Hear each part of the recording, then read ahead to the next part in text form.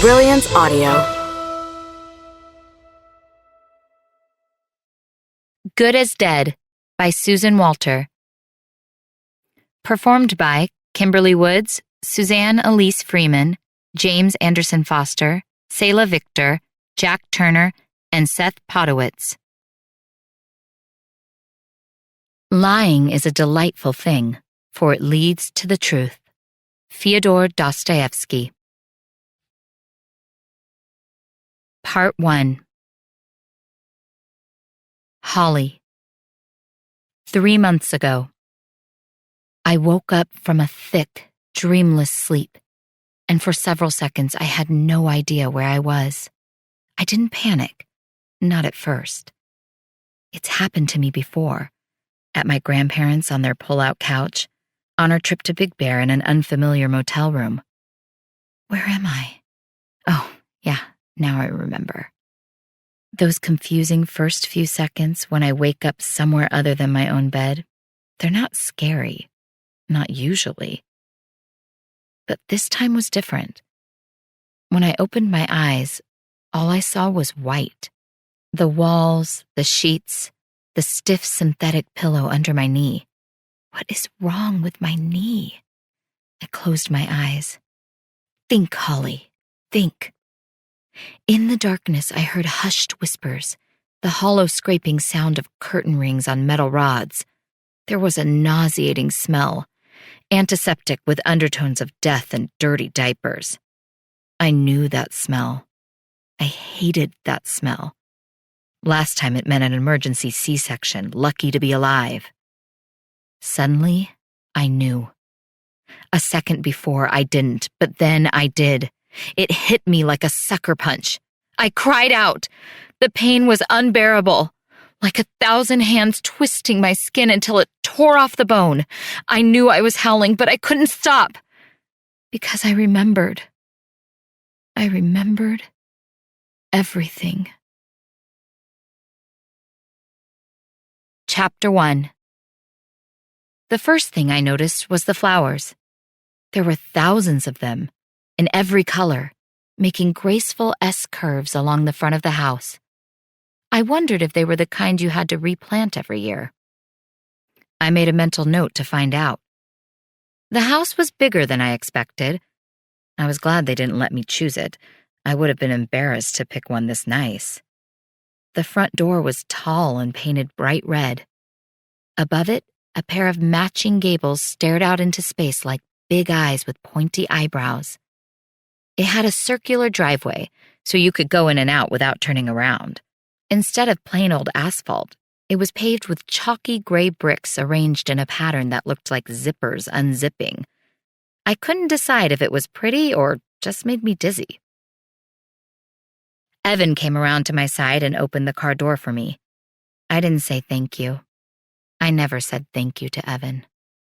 The accident wasn't his fault, but that didn't mean I had to be nice to him. Savannah, my teenage daughter, and the only reason I didn't take all the Vicodin they gave me at the hospital in one swallow, refused to come see it. She said she was tired, but I knew the real reason she didn't want to come. I didn't want to see Evan either, but we had all agreed to this, so there was no point putting it off. Besides me, Evan, and Evan's evil boss, Savannah was the only one who knew why I was here, looking at this beautiful house. A house I could never afford, but would be mine with a simple nod of the head. "What do you think?"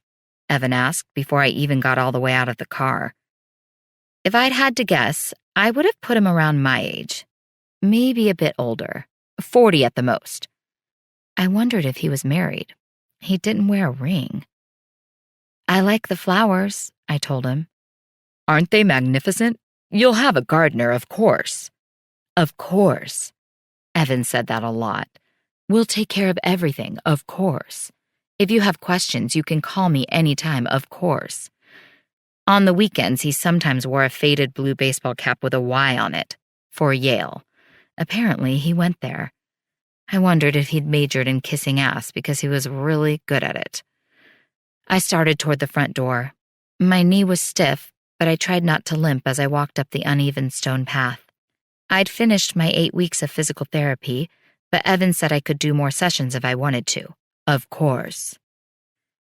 He followed me onto the front porch. Not a porch, really, just a covered entryway, so you could open the door without getting rained on. There was a little wooden bench by the door. It looked brand new. I wondered if it came with the house, or if Kiss Ass put it there. Evan offered me the key. Do the honors? He smiled at me. I wondered what he was thinking. I didn't imagine he felt sorry for me.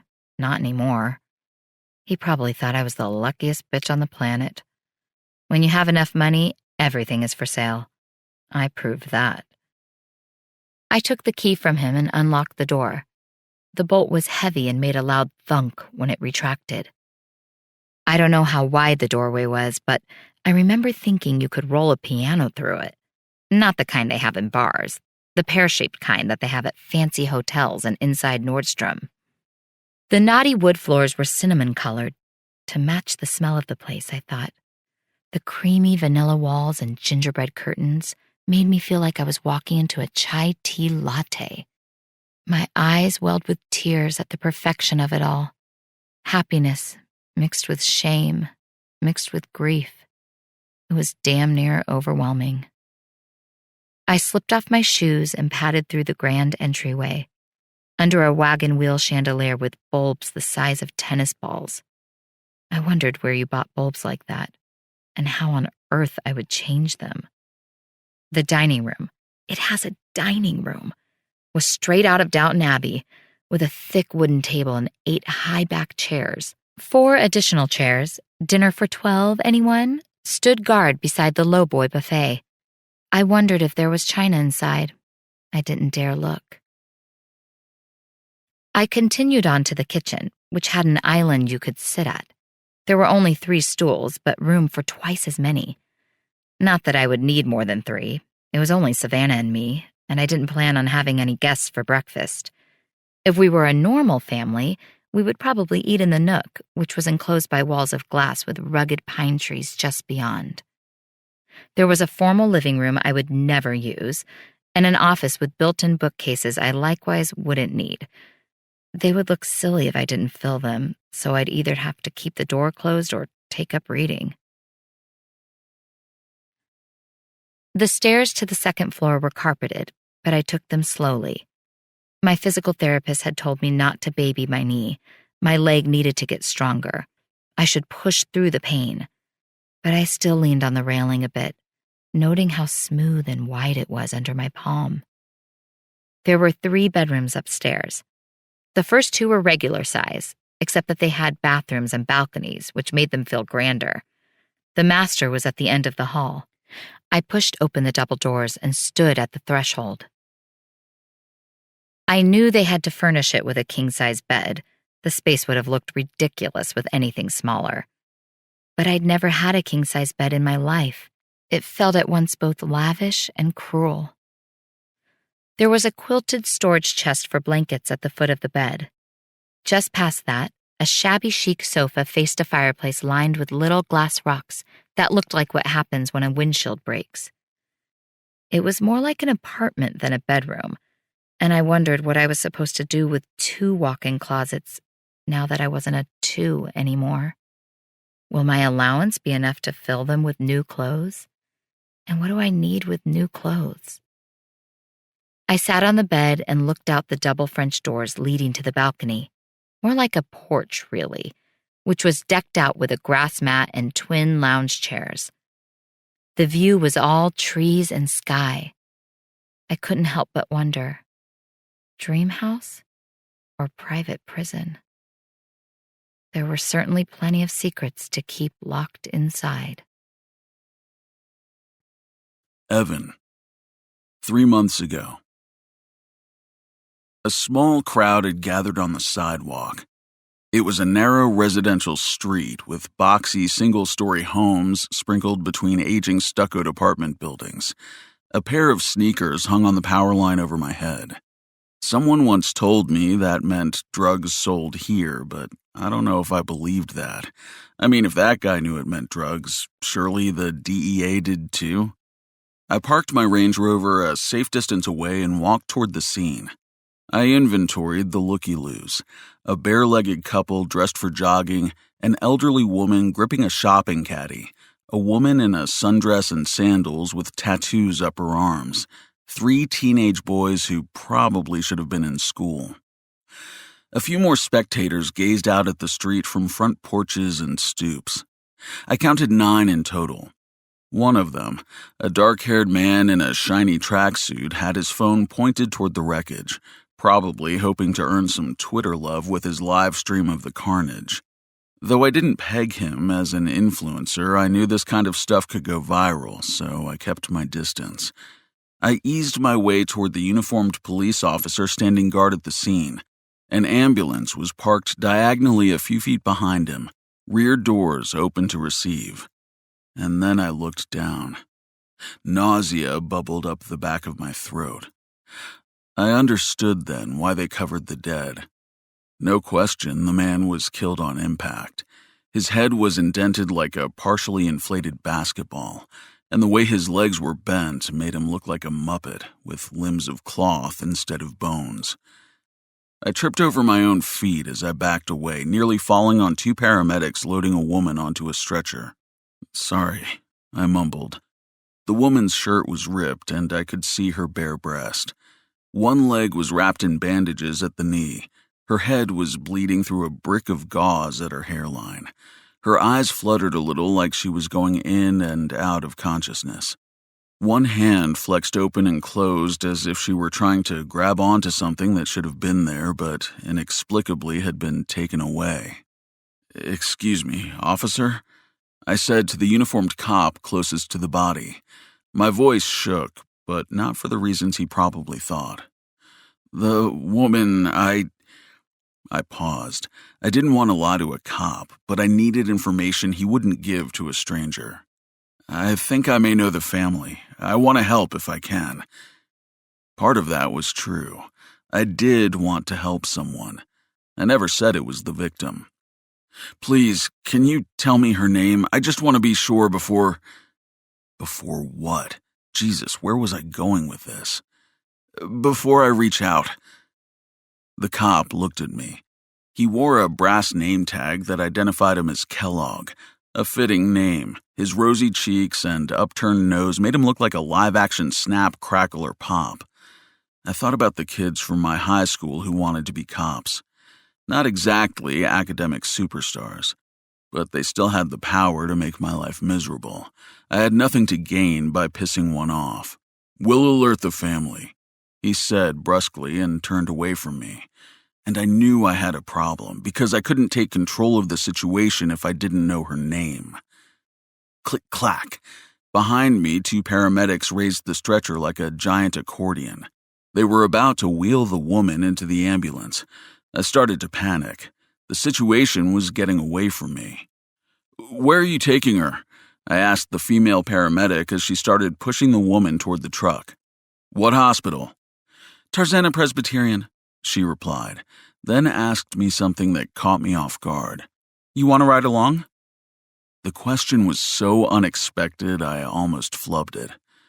"No, I'll follow in my car," I said, riding her assumption that I knew the victim. "You want to take this for her?" She reached under the sheet and produced something so miraculous. If there were such a thing as angels, I was sure they would be singing. "Yes, thank you," I said. I held out my hand, and in the most glorious stroke of stupidity, she handed me the woman's purse. And my first problem was solved. Chapter 2. I took the liberty of having it furnished. I told Holly as I handed her the key. "I wasn't sure if what you had would work in the space." I felt nervous, but I had no idea why. In my 10 years working for Jack, I'd hosted senators and movie stars and even a crown prince, people with much more discerning palates than Holly Kendrick. Yet it felt like someone was pounding a drum between my ears.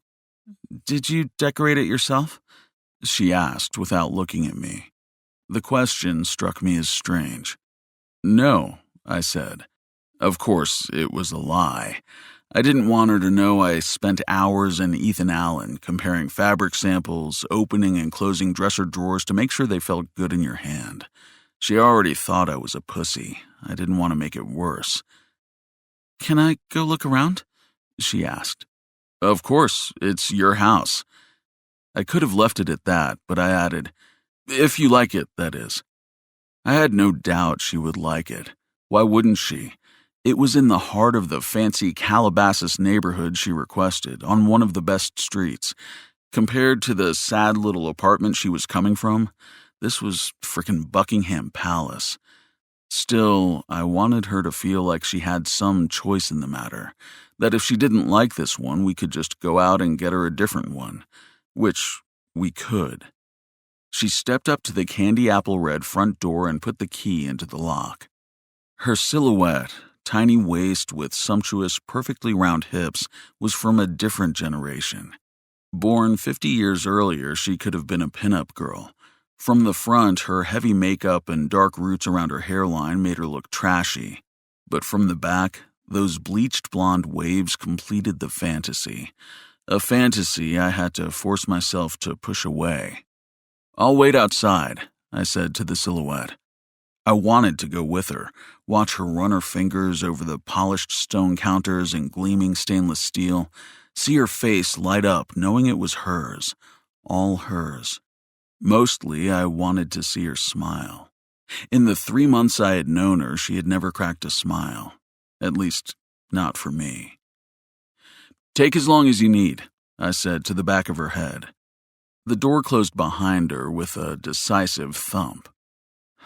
It was a glorious summer day, bright sunshine with a crisp breeze. Growing up in New Hampshire, days like this were so rare that if we got one, we would beg our teachers to let us have class outside. They were so starved for sunshine, they often would oblige. I didn't go back to New Hampshire anymore. Nothing and no one to go back to, which was fine. I found my own version of family here in sunny SoCal. The Beach Boys were right about California girls. It had taken me a while to accept a sports bra as a top you can wear out on its own, but now I just said thank you. I sat down on the wooden bench I bought for $99 at Home Depot and immediately realized why it was so inexpensive. I silently chided myself. Usually I'm much more discerning. And I settled in to wait. Across the street, a man worked in his garage. In his saggy Levi's and vintage Chuck Taylors, I took him immediately for a movie industry guy. This neighborhood was full of them, men who never grew up. Call me old-fashioned, but I can't relate to a man whose idea of work attire consists of a rock band t-shirt and sneakers unfit for any type of athletic activity. He saw me staring and waved. It felt wrong to wave back, but I did. He'd find out soon enough that I didn't live here. Hopefully, that's all he'd find out. I startled when the door opened. I'd expected her to take longer, to savor the details. I couldn't help but feel disappointed. "Please tell whoever decorated the place they did a good job," Holly said without the slightest hint of a smile. I was sure she had a beautiful smile. I doubted she'd ever show it to me. She walked toward the car. I noticed she was limping. And suddenly I knew no matter what we did, it would never be enough. Andy, 3 months ago. Fuck. Why didn't I leave earlier? I know why. Because an hour should be enough time to go 16 fucking miles. But this is LA, where driving 16 miles can take longer than traversing the face of the moon, and I'm a stubborn ass who refuses to accept that. I took my anger out on the steering wheel, squeezing it until my knuckles turned white. I could feel sweat trickling down my vertebrae, bumping its way towards the crack of my ass. I hadn't moved more than 10 feet in the last 10 minutes. Even in an apocalypse, with everyone taking to the streets at the exact same time, a logjam like this would seem hyperbolic, and yet, here I was. I looked at the clock, did a quick calculation. If I get off at the next exit and take surface streets, I'd probably add 5 miles to the drive. But at least I won't just be sitting here, marinating in my own body fluids. Decisions. I cranked my neck out the window. It was cruelly hot for May. with relentless sun and not even a hint of a breeze. On the other side of the freeway guardrail, a row of towering palms loomed like prison bars, mocking me with their dogged uniformity. Once upon a time, palm trees conjured images of Mai Tais and tropical beaches, but now, in their maddening stillness, they just piss me off. I contemplated my phone. I thought about calling to say I was going to be late, but then if by some miracle I got there on time, I'd look like a nervous Nelly and just annoy them. But if I didn't call, or called at the last minute, they'd think I was rude. Ugh, why didn't I just leave earlier? I dialed my agent's office. The assistant picked up. I can't believe I'm saying this, I started, but I think I'm going to be late. There was a beat of silence, like he couldn't believe it either. You want me to call them? He asked, not even trying to hide his incredulity. Wait, I said, my iron grip on the wheel giving away to hope. I'm moving again. I eased my foot onto the accelerator. Don't call them. I think I might make it. Sorry. Thanks. I said a silent prayer to the gods of traffic. Please keep moving. Please keep moving. As my car shifted into second gear, then third. If I continue at this pace, I might just get there on time. As long as there isn't a wait at the gate and the walk from the parking structure isn't too far. Studio lots can span 10 city blocks. If the parking wasn't close, I was sunk. I pulled up to the guard gate with 4 minutes to spare. There was no line to get on the lot. Hallelujah. But the parking situation sucked. There were 6 sound stages between the structure and the executive bungalows, and I cursed myself for not wearing sneakers. I parked illegally in a spot reserved for van pool only, willing to risk that I might get towed. And then I ran. I arrived at the meeting pink-skinned as a pig, with blisters already budding on my big toes and heels. The assistant to the assistant offered me something to drink, sparkling water, cappuccino, but after my full-out sprint, I didn't trust my stomach. Just water, thank you, I said, hoping she didn't notice the sweat beading on my hairline. My agent worked really hard to get me this meeting. I don't want to name drop, but this guy I was seeing was a huge deal, what in Hollywood we call a triple threat, actor, producer, and even sometimes director.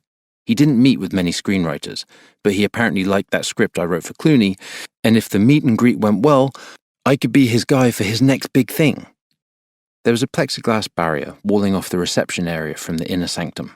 Inside the brightly lit terrarium, shiny millennials sat at cubicles, staring into computer screens or otherwise trying to look busy.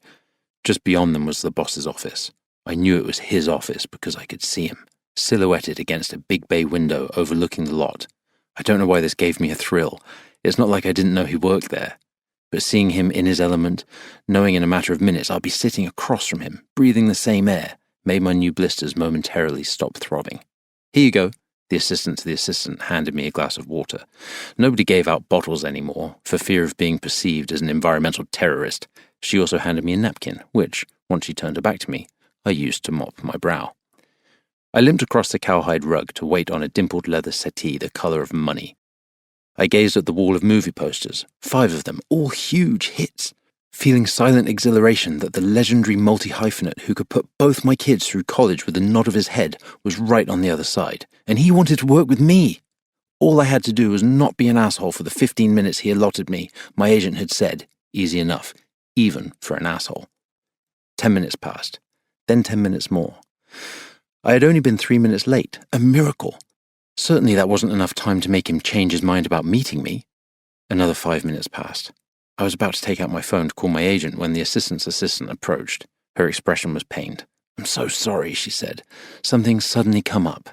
This meeting's not going to happen today," and my exhilaration popped like a birthday balloon.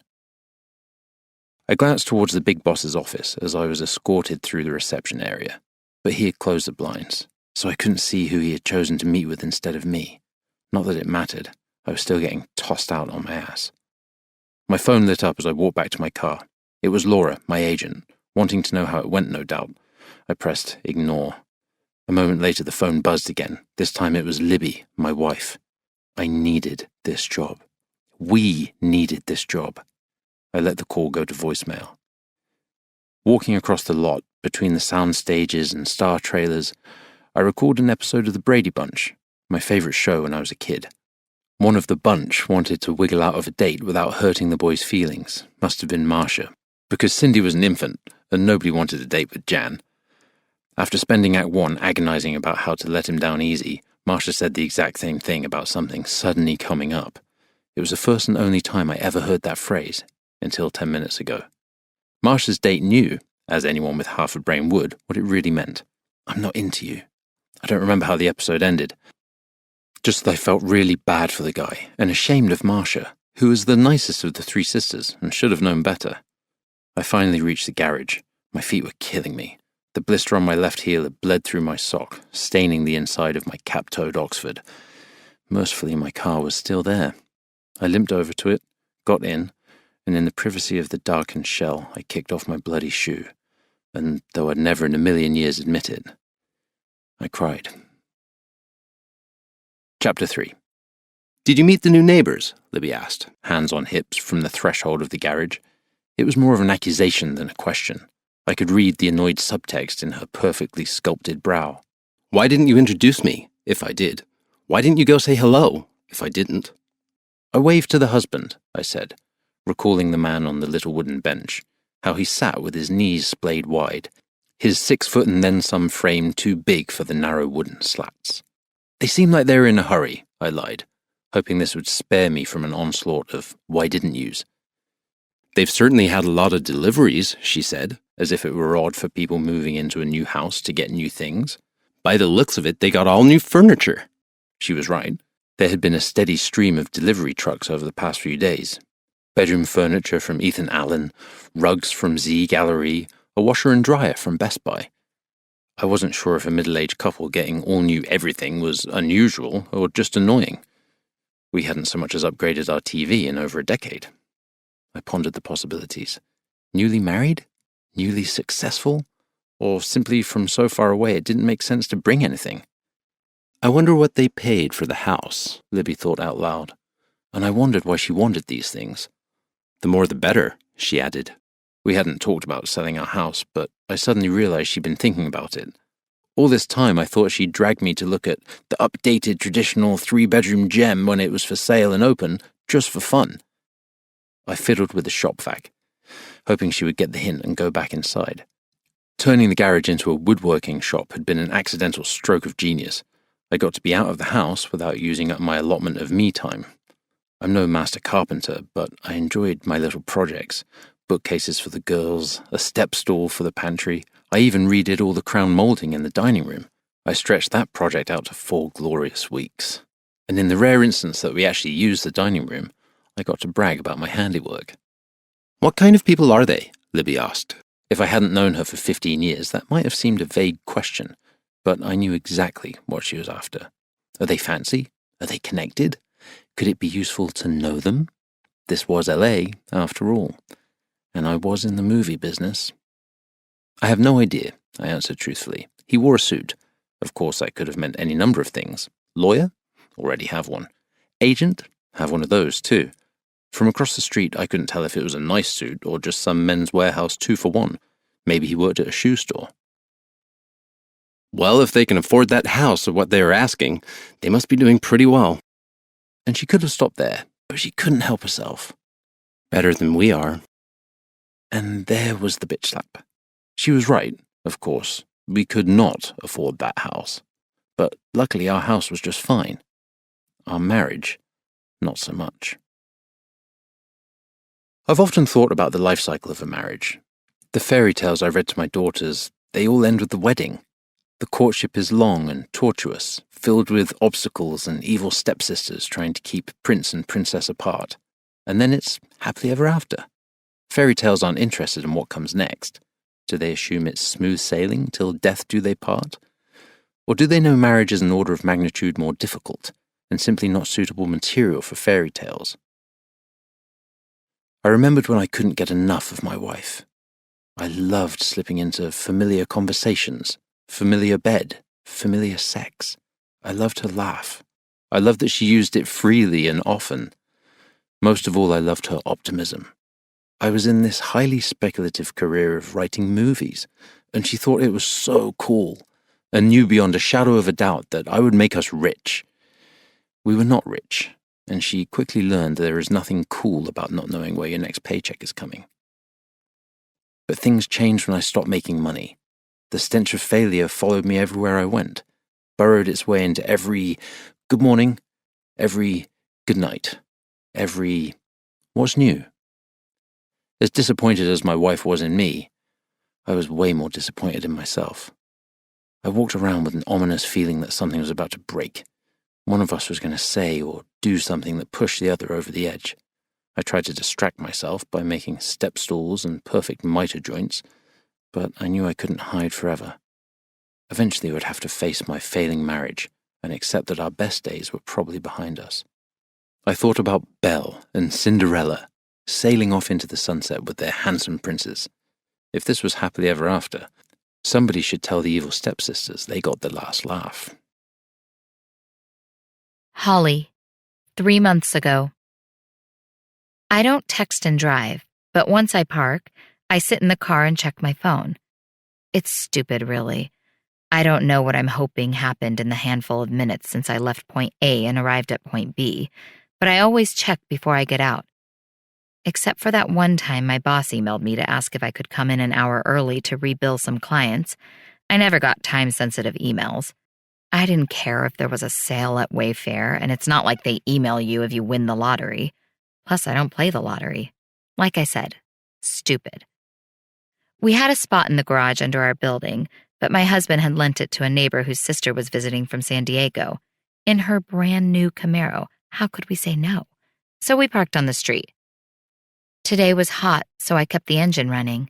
The Cherokee was old, but the air conditioning still kicked butt, and I wanted to enjoy every last second of it. We had an AC unit in the apartment, but we tried not to run it all day because it was costing us a fortune, and it wasn't even summer yet. My husband walked around the front of the car and tapped on my window. Come on. And I held up my index finger. 1 sec. He opened the door for me as if it would will me out of my seat. He still wore his hair high and tight from his military days. He used to get it cut every other week. I told him, what a waste of money. It's the easiest haircut in the world. Let me do it. So he bought me clippers. He taught me how to bend back his ears to get the tiny hairs between his temple and his jawbone. It was probably the only place on his body that I hadn't already explored. I suddenly felt jealous of his past barbers, that they had been there first. That damn phone is going to be the death of you, he teased as he swiped it from my hand. Hey, I was reading an email from Savannah's school. Savannah's school can wait 5 minutes, he scolded. Of course it could wait, but I still wanted to read it. He reached for me. I remember his grip on my arm. Firm, but not aggressive. I remember getting pulled out of my seat by hands so familiar, they felt almost part of me. I remembered tussling over my phone, how he'd held it at arm's length, making me swat at it like a kitten pawing at a loop of yarn. I remember his laugh, playful and sweet, as he slipped the phone into his back pocket. I remember how he shimmied away from me as I groped his backside like an awkward teenager at her first high school dance. I remember the violent jolt in my shoulder as he was ripped from my grasp with inhuman force. I remember the grinding shriek of the car door exploding off its hinges like 1,000 champagne corks popping all at once. I remember a massive hunk of metal slamming into my knee, then spinning me like a top to the pavement. I remember how hot the asphalt felt against my cheek, knowing it was burning my skin, wanting to lift my head but not remembering how to do that. I remember time seeming to slow down. Nowhere to go, nothing to do, except maybe die.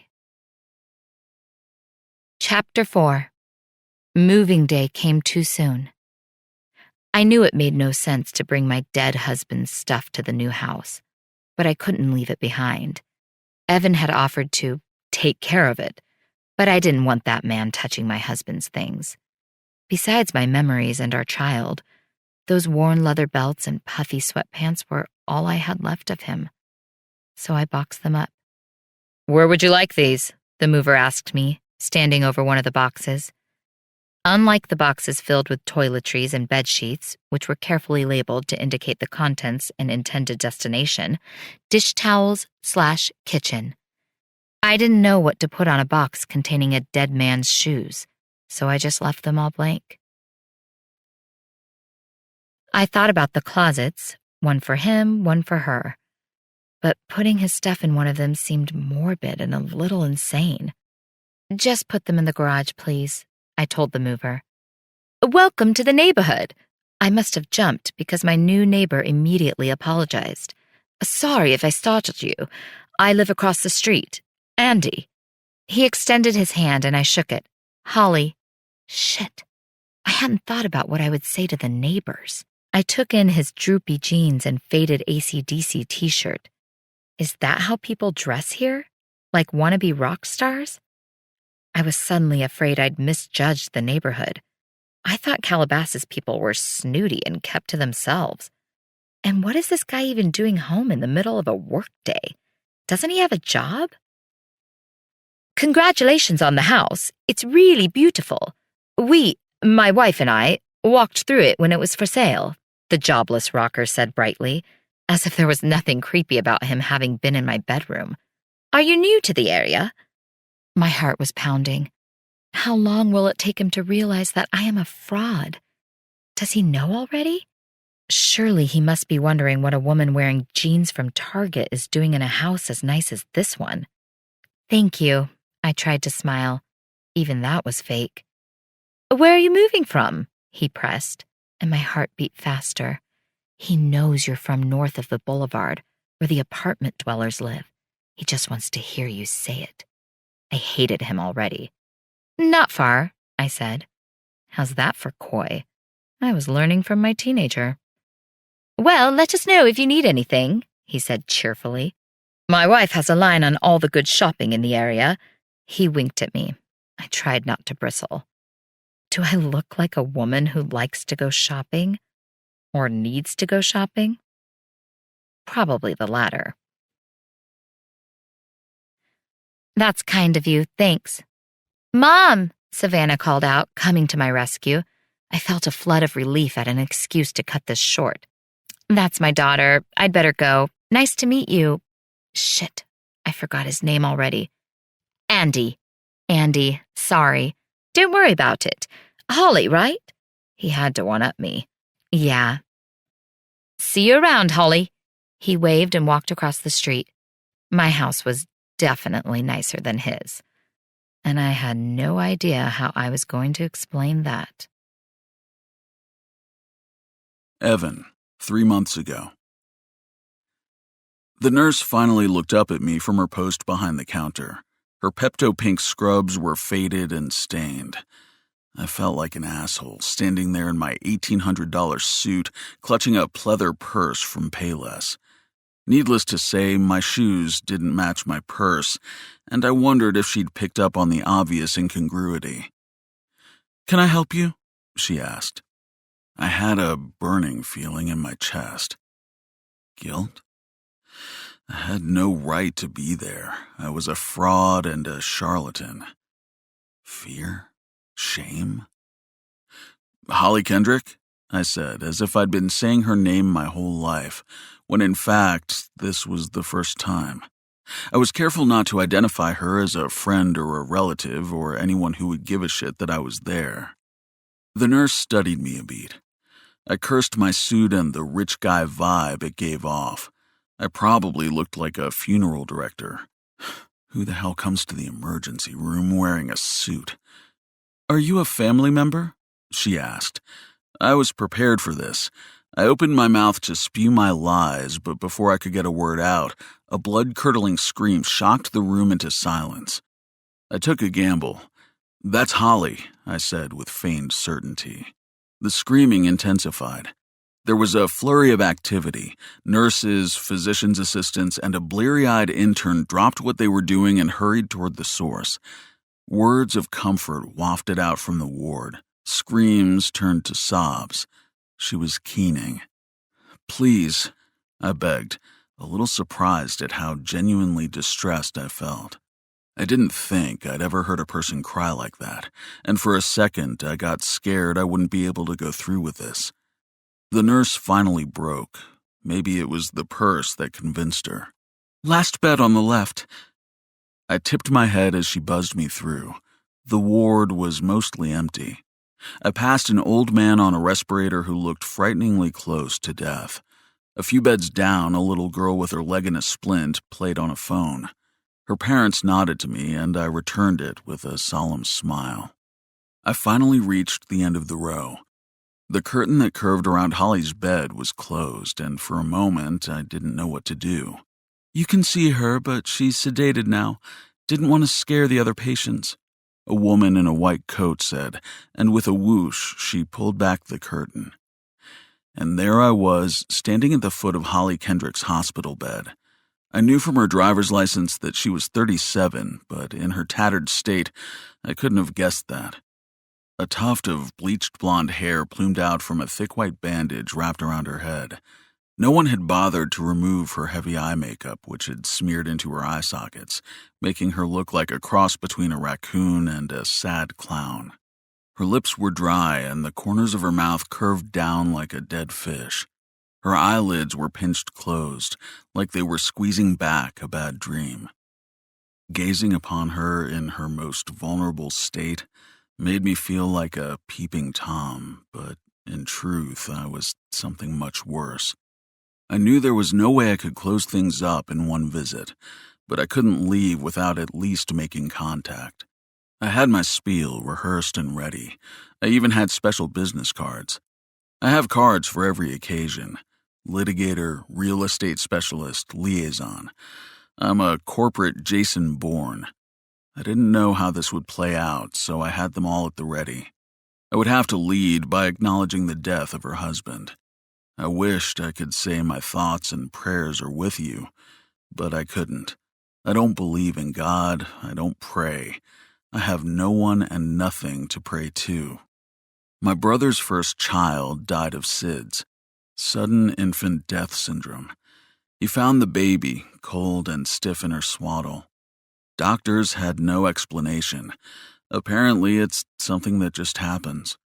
My brother was inconsolable. He asked God, "Why me?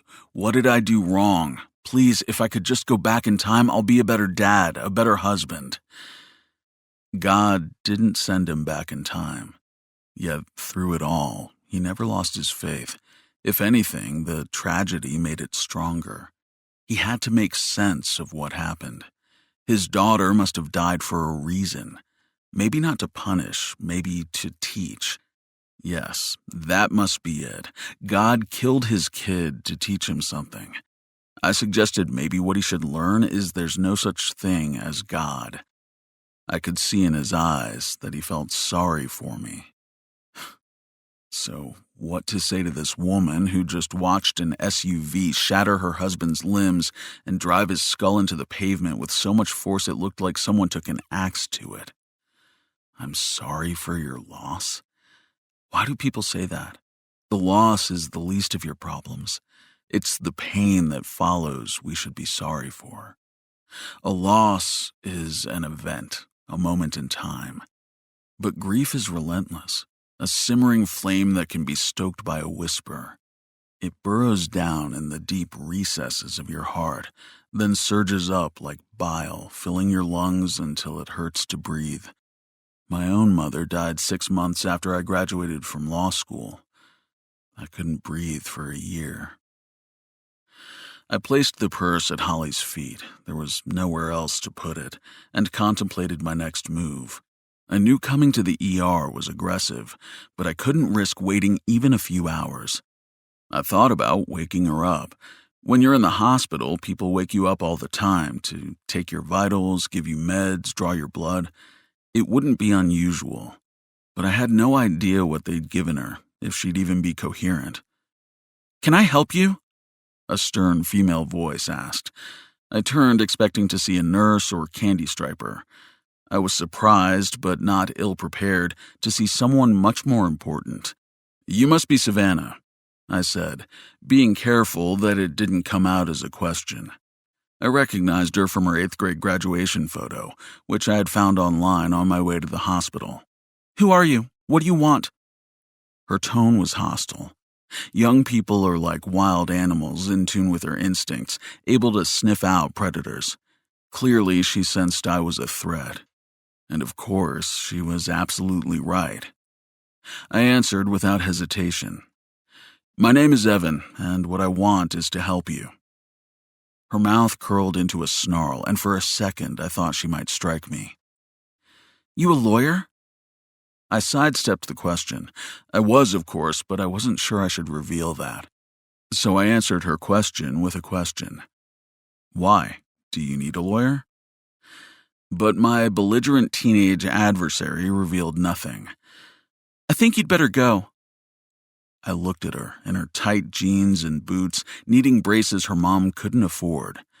I knew from my Google search that she was 15 and almost done with 10th grade. Years of public school in tough neighborhoods probably made her marginally street smart, but she had no idea how the world worked. Or so I thought.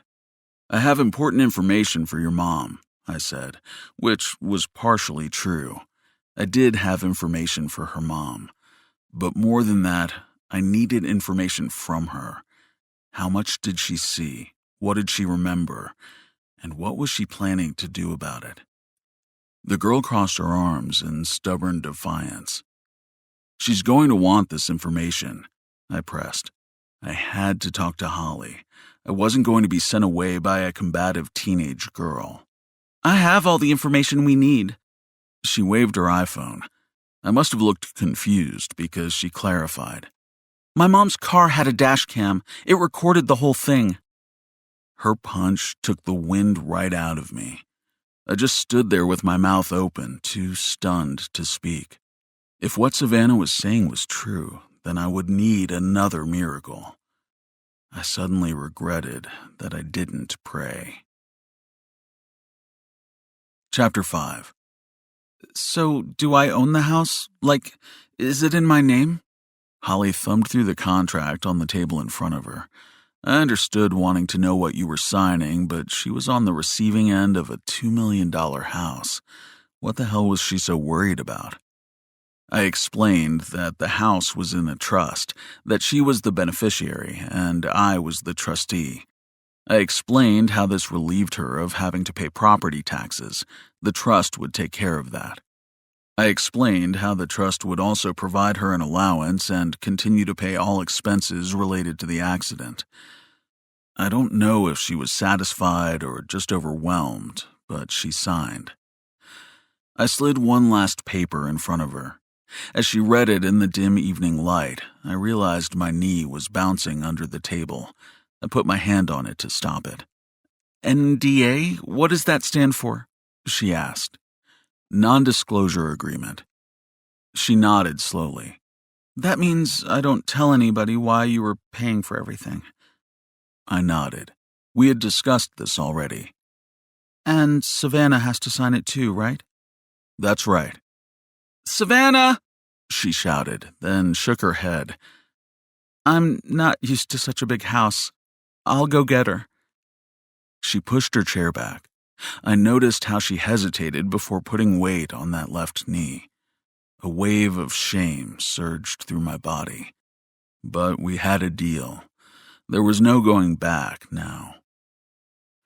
Alone in her kitchen, I looked around. Worn dish towels hugged the handles of her shiny new appliances. The Caesar stone counters had been buffed until they shone. She had laid placemats around the table in the breakfast nook. They were round with cheerful yellow flowers. I recalled my childhood kitchen growing up in rural New Hampshire. My mother had bought these rectangular laminated placemats with paintings of famous European cities on them. I ate every meal gazing upon the Eiffel Tower, the Colosseum, the Basilica de la Sagrada Familia. It was the closest to Europe I ever got as a kid. I'm not sure I even knew they were real places. I have no idea where my mom, who, as far as I knew, had never left the state of New Hampshire, bought them or why. Maybe she wanted to spark my curiosity about the world, or maybe she just thought they were pretty. I don't know if it was because of those placemats, but upon getting my degree from Yale, I got as far away from New Hampshire as I could, as soon as I could. You know I'm only 16, right? Savannah appeared in the doorway and glared at me in her confrontational teenage way. She'd had a birthday since the day of the accident. Sweet, 16. As Holly reappeared behind her, I couldn't help but notice Savannah was built completely differently than her mom, hard and athletic to her mother's gentle curves. "We'd still like you to sign it," I told Savannah. "You're named in the trust. It's important that you understand the terms of it." The truth is, I wanted to scare her a little. Having her signature on the contract signaled she knew she was getting paid off, which would hopefully compel her to keep it to herself. I offered her a pen.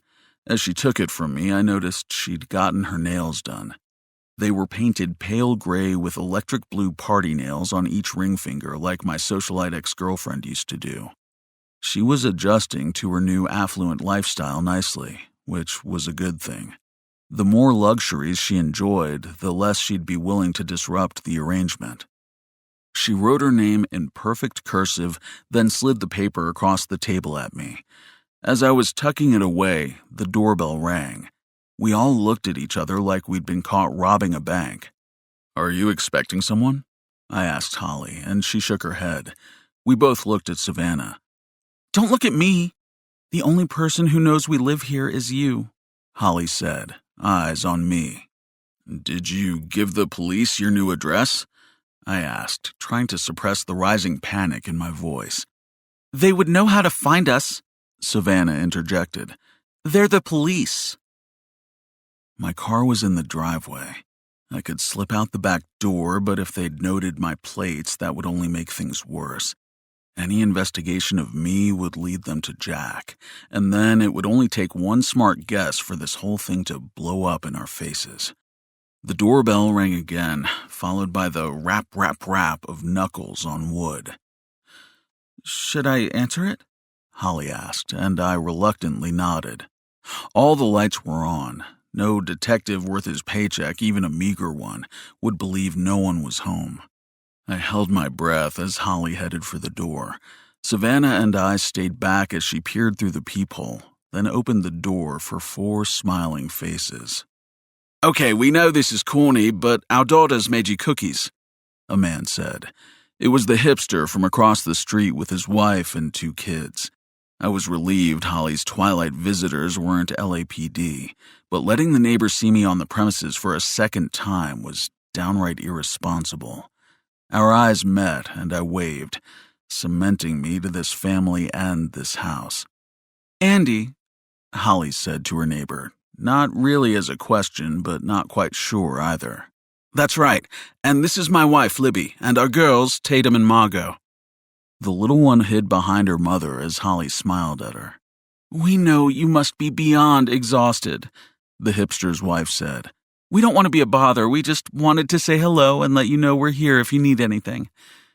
The wife looked to be about 40, but well-maintained, with bouncy, blown-out hair and toned arms.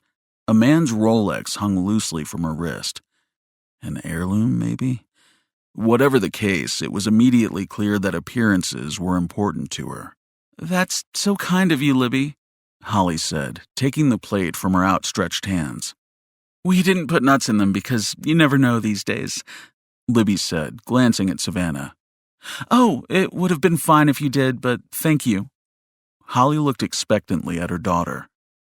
"Yes, thank you," Savannah echoed. "That's Savannah," Holly offered. "Hi, Savannah," the wife said. Then suddenly Holly's new neighbors were looking at me. We hadn't anticipated having to explain my presence, so I just said, "Evan." I had come straight from the office, so once again I was in a suit. At least I'd left the jacket in the car and removed my tie. I would have preferred not to have looked so much like a lawyer, but there was nothing I could do about that now. More waves and smiles, and then they were gone. But the damage had been done. I had been seen with Holly and Savannah inside the house my boss had bought for them. There was only 1 degree of separation between Jack and this family, and that was me. "What do you plan to tell them about me?" I asked Holly as the foursome headed back across the street. "Nothing," she replied. Her tone was defensive. Obviously, she wouldn't tell them I was her literal partner in crime, at least not on purpose. "We have to be prepared if they start asking questions," I pressed. "Well, I'm not going to lie," Holly said. "I've done enough of that." I got an uneasy feeling in my stomach. They would figure out that Holly was unmarried and unemployed sooner or later. Questions were bound to follow. This was an expensive house, and the wife had clearly taken note of that. Holly must have sensed my unease because she added, "People in this neighborhood are rich and snooty. They'll forget all about me by next week." I looked down at the cookies, arranged like a pinwheel on a thick ceramic plate. The plastic wrapping was wet with condensation. They were still warm. "I trust you," I said, wishing it were true. I watched the neighbors disappear into their house. Holly was wrong. They'd be back. They'd left their plate. And they'd have questions that would rattle even a skilled liar like me. Andy, 3 months ago. I probably needed therapy, but anyone who's seen Good Will Hunting knows people who become therapists are the most fucked up of all of us. Plus, who the hell has the time? Yes, I was depressed, but it was no great mystery why. It had been almost a year since my last paid writing job. We were broke, and I had zero prospects. That is categorically depressing. I used to be an investigative journalist. The money was atrocious, but I didn't do it for the money. I wrote about fascinating people. A teenager falsely accused of murder who read law books in jail and proved her innocence. A septuagenarian who scaled Everest. A father of 3 who faked his own death. I trafficked in facts. But bullshit was the currency of the movie business, and I damn near had enough. I'd busted my ass to get to that meeting. It had been set for 5 weeks. I'd prepared like I was interviewing a source, memorizing details that even the devil himself didn't know. And then to show up just to be dismissed because something suddenly came up? What the actual fuck? I cursed myself for the pity party I was having. If I were more evolved, I would have seen the bright side. I had a foot in one of the most competitive industries in the world. I had a powerful agent who gave me access to all the big players and made me believe I would soon be a player myself.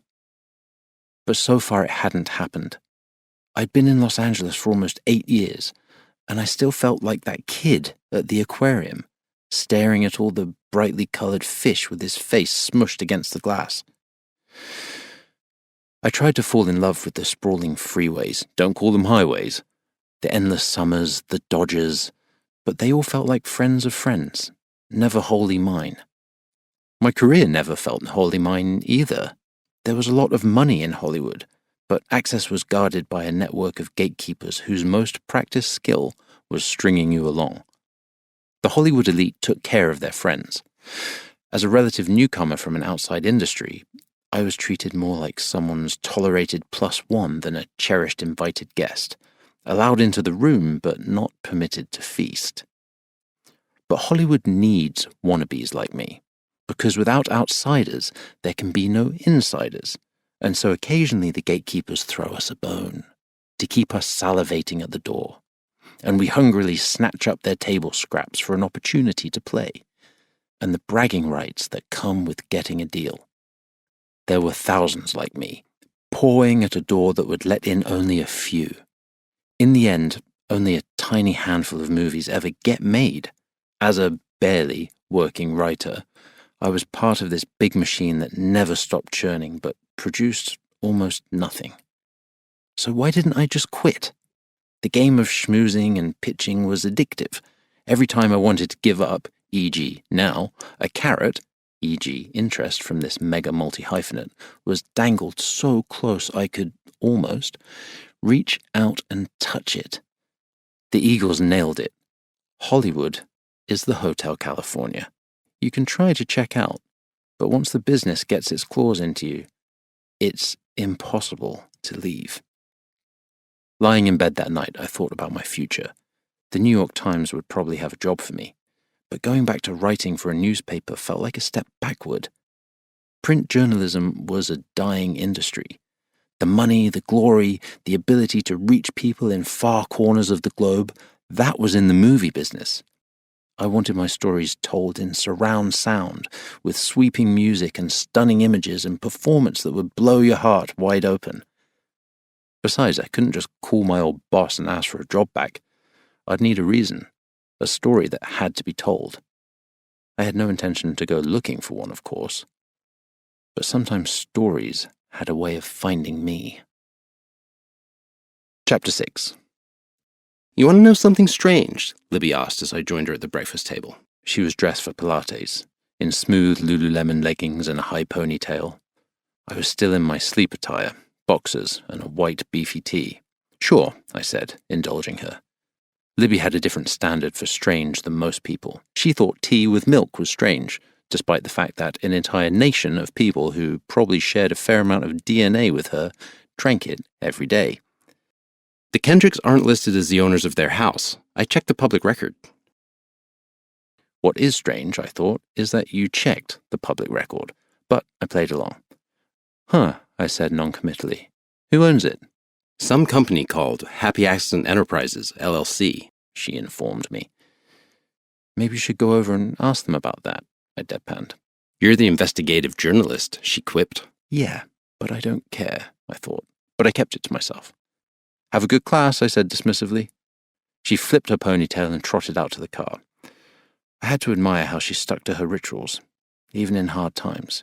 She never missed her exercise class, did her makeup just to go to the grocery store, made inventive meals that even our finicky girls would eat every single day. She got irritated during my periods of unemployment, but she never let it get her down. She was resilient where I was porous, confident to my self-loathing. We were living proof that opposites attract. One might argue she got all the desirable qualities.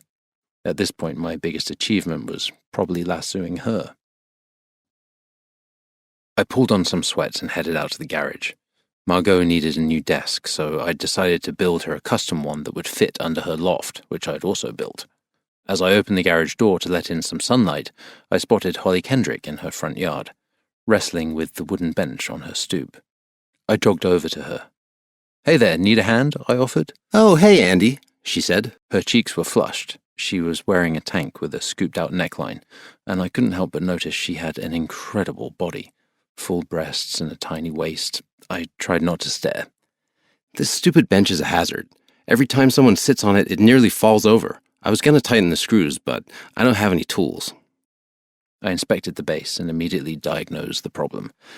"The screws are fine. You're missing a support brace. That's why it wobbles." I pointed and she bent over to look. Her cleavage was so close to me, it was like the beginning of a bad porno movie. I forced myself to take a step back. "I can fix it if you like. I have all the materials. It's kind of a hobby." "I wouldn't want to trouble you," she said. "It's really no problem," I insisted. She seemed hesitant, so I added, "Or if your husband needs tools, I could lend them to him." Her lips pinched like she'd bitten into something sour. I suddenly realized the blatant sexism of my suggestion, so I added, "Or I could show you how to do it?" And then something unexpected happened. She started to cry.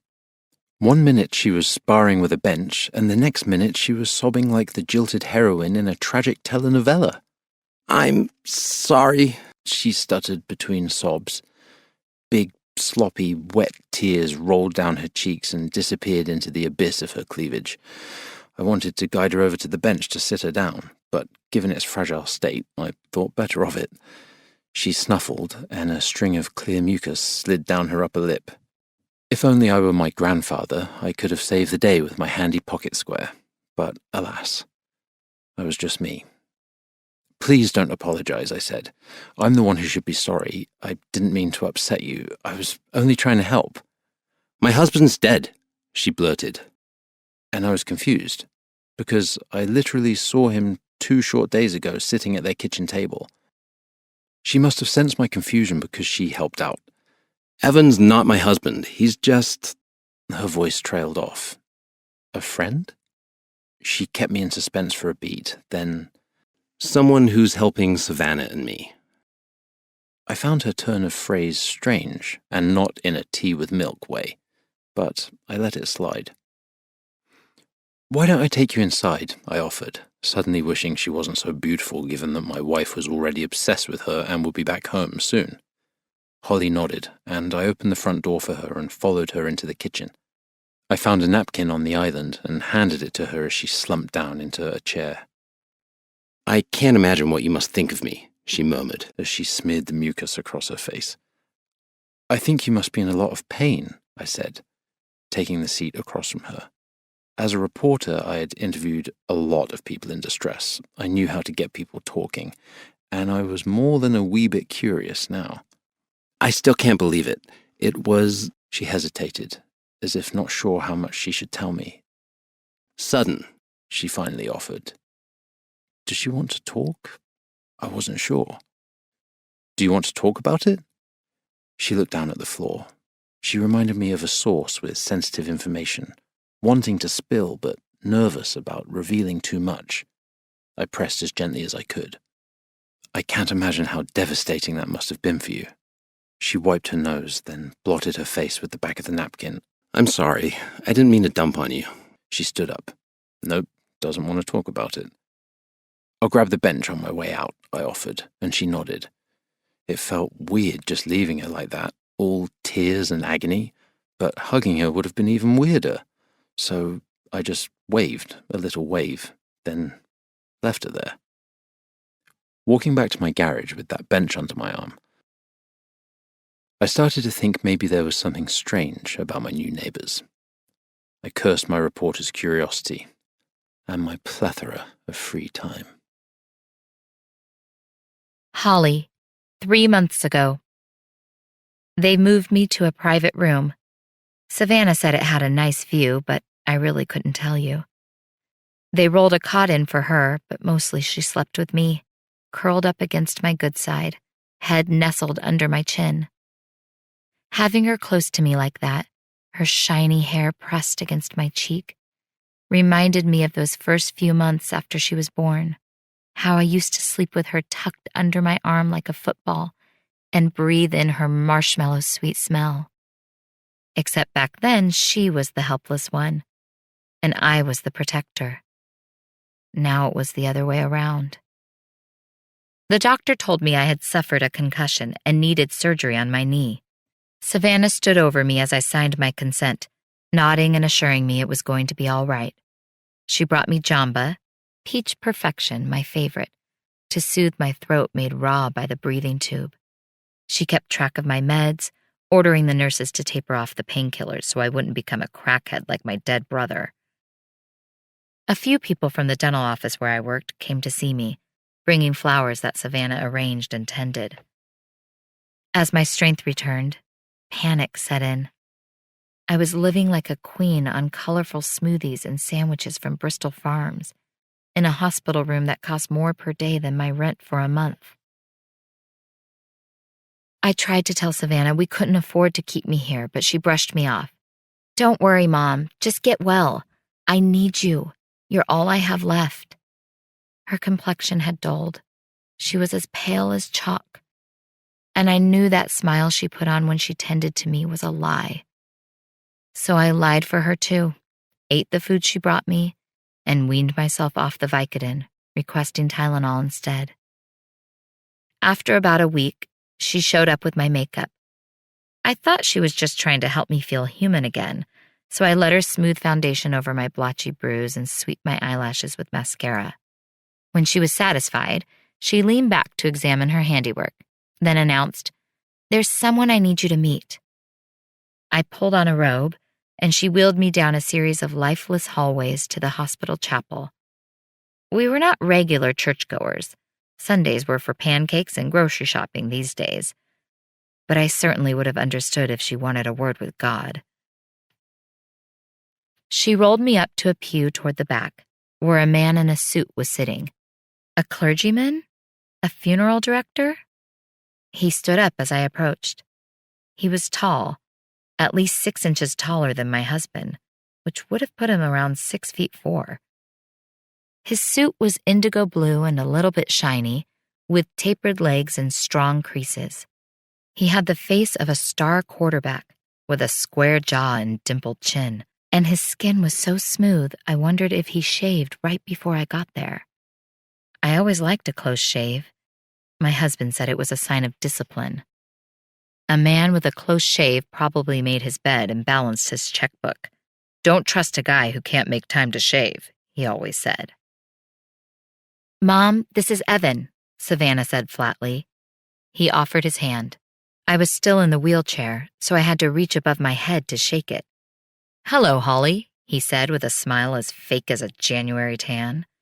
He's paying your hospital bills, Savannah announced, and the man did not contradict her, just stood there like a statue. Maybe he is from the military, I thought, an old buddy my husband never told me about. I had heard stories about Marines taking care of the widows of their fallen platoon mates. I had thought the stories were exaggerated, but maybe it happened more than I thought. He also paid for all the food I brought you and said he would buy us a house, Savannah continued. The statement was so absurd I almost laughed, but her expression was as somber as the crucifix tacked to the altar behind her. I waited for the man to correct her. He didn't. I don't understand, I said, not really to anyone. I looked up at Savannah, at her skillfully winged eyeliner and perfectly curled eyelashes. She had adopted such a grown-up facade. Sometimes I forgot she was still just a child. He's helping us, she said tentatively, as if she wasn't entirely sure. I sure as hell had my doubts. I would have believed a GoFundMe page or a few catered meals, but a house? She must have misunderstood. I had never in my life had a house. My grandparents did. My brother and I would spend hours in their pool. Every house in their northeast Bakersfield neighborhood had a pool, practicing swimming the whole length without taking a breath. We thought traveling great distances, 30 whole feet, underwater made us invincible. 5 years later, my brother was dead. So much for invincible. What happened to you and your husband was a terrible accident, the man said, with enough emphasis on the word accident to make my scalp tingle. I never doubted it was an accident. My husband and I weren't important enough to be targeted. I didn't need some Brooks-brothered goon to rub it in my face. People with more money than you love to state the obvious, like something isn't true until it comes out of their mouth. Even if you knew who was driving the car, he continued, there's no guarantee of a settlement. The word pierced the air like the tolling of a bell. Paired with that shiny suit and a face so emotionless it looked carved from stone, that word, settlement, and the stink that wafted from his mouth as he spoke it told me he had to be one of two things, an insurance man or a lawyer. I braced myself for the blizzard of bullshit I knew was coming. It's best if you can find a way to move on, he continued. I'm here to make that possible. I had been off the heavy pain meds for 2 full days and was clear enough to know helping me was not his priority. I looked at him and his Barbasol fresh shave, suddenly second-guessing my husband's assessment of what made a man trustworthy. Why? I asked. Why do you want to help me? And then Savannah said something so frightening that for a moment I forgot how to breathe.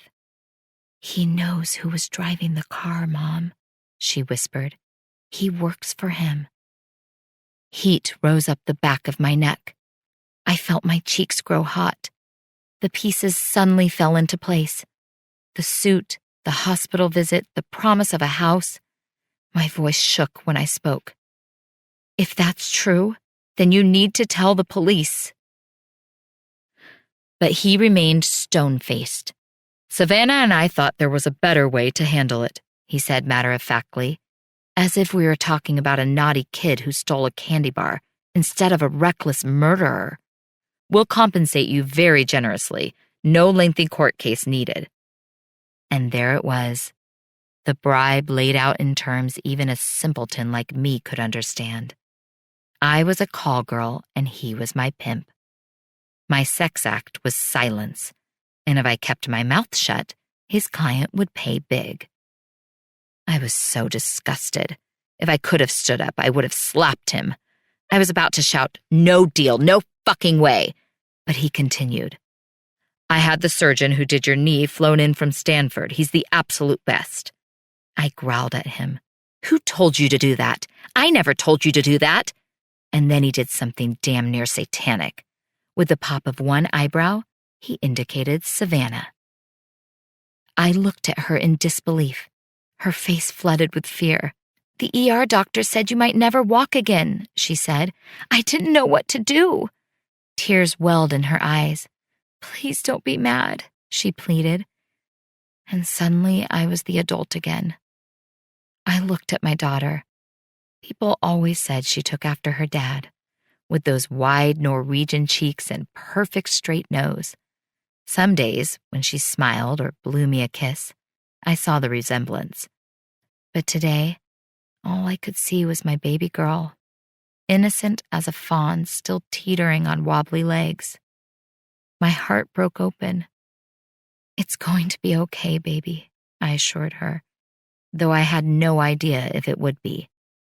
It was going to be months before I could walk again. And even once I was healed, I could never support us on my measly bookkeeping job. We had no savings and no safety net. We lived paycheck to paycheck on 2 incomes. And now that my husband was dead, we barely had one. If things could have been worse, I had no idea how. "I'll explain everything when you are well again, not here," the man said. "In the meantime, your rent has been paid and all the bills from your stay here will be sent to me." And then I realized we had already accepted his gifts and his terms. We were bought and paid for. I looked up at the face of a man who just might well be the devil, and I shuddered. Because right there, in that barren hospital chapel with God as our witness, we had just made a deal with him. This is the end of disc number 1. Please insert disc number 2.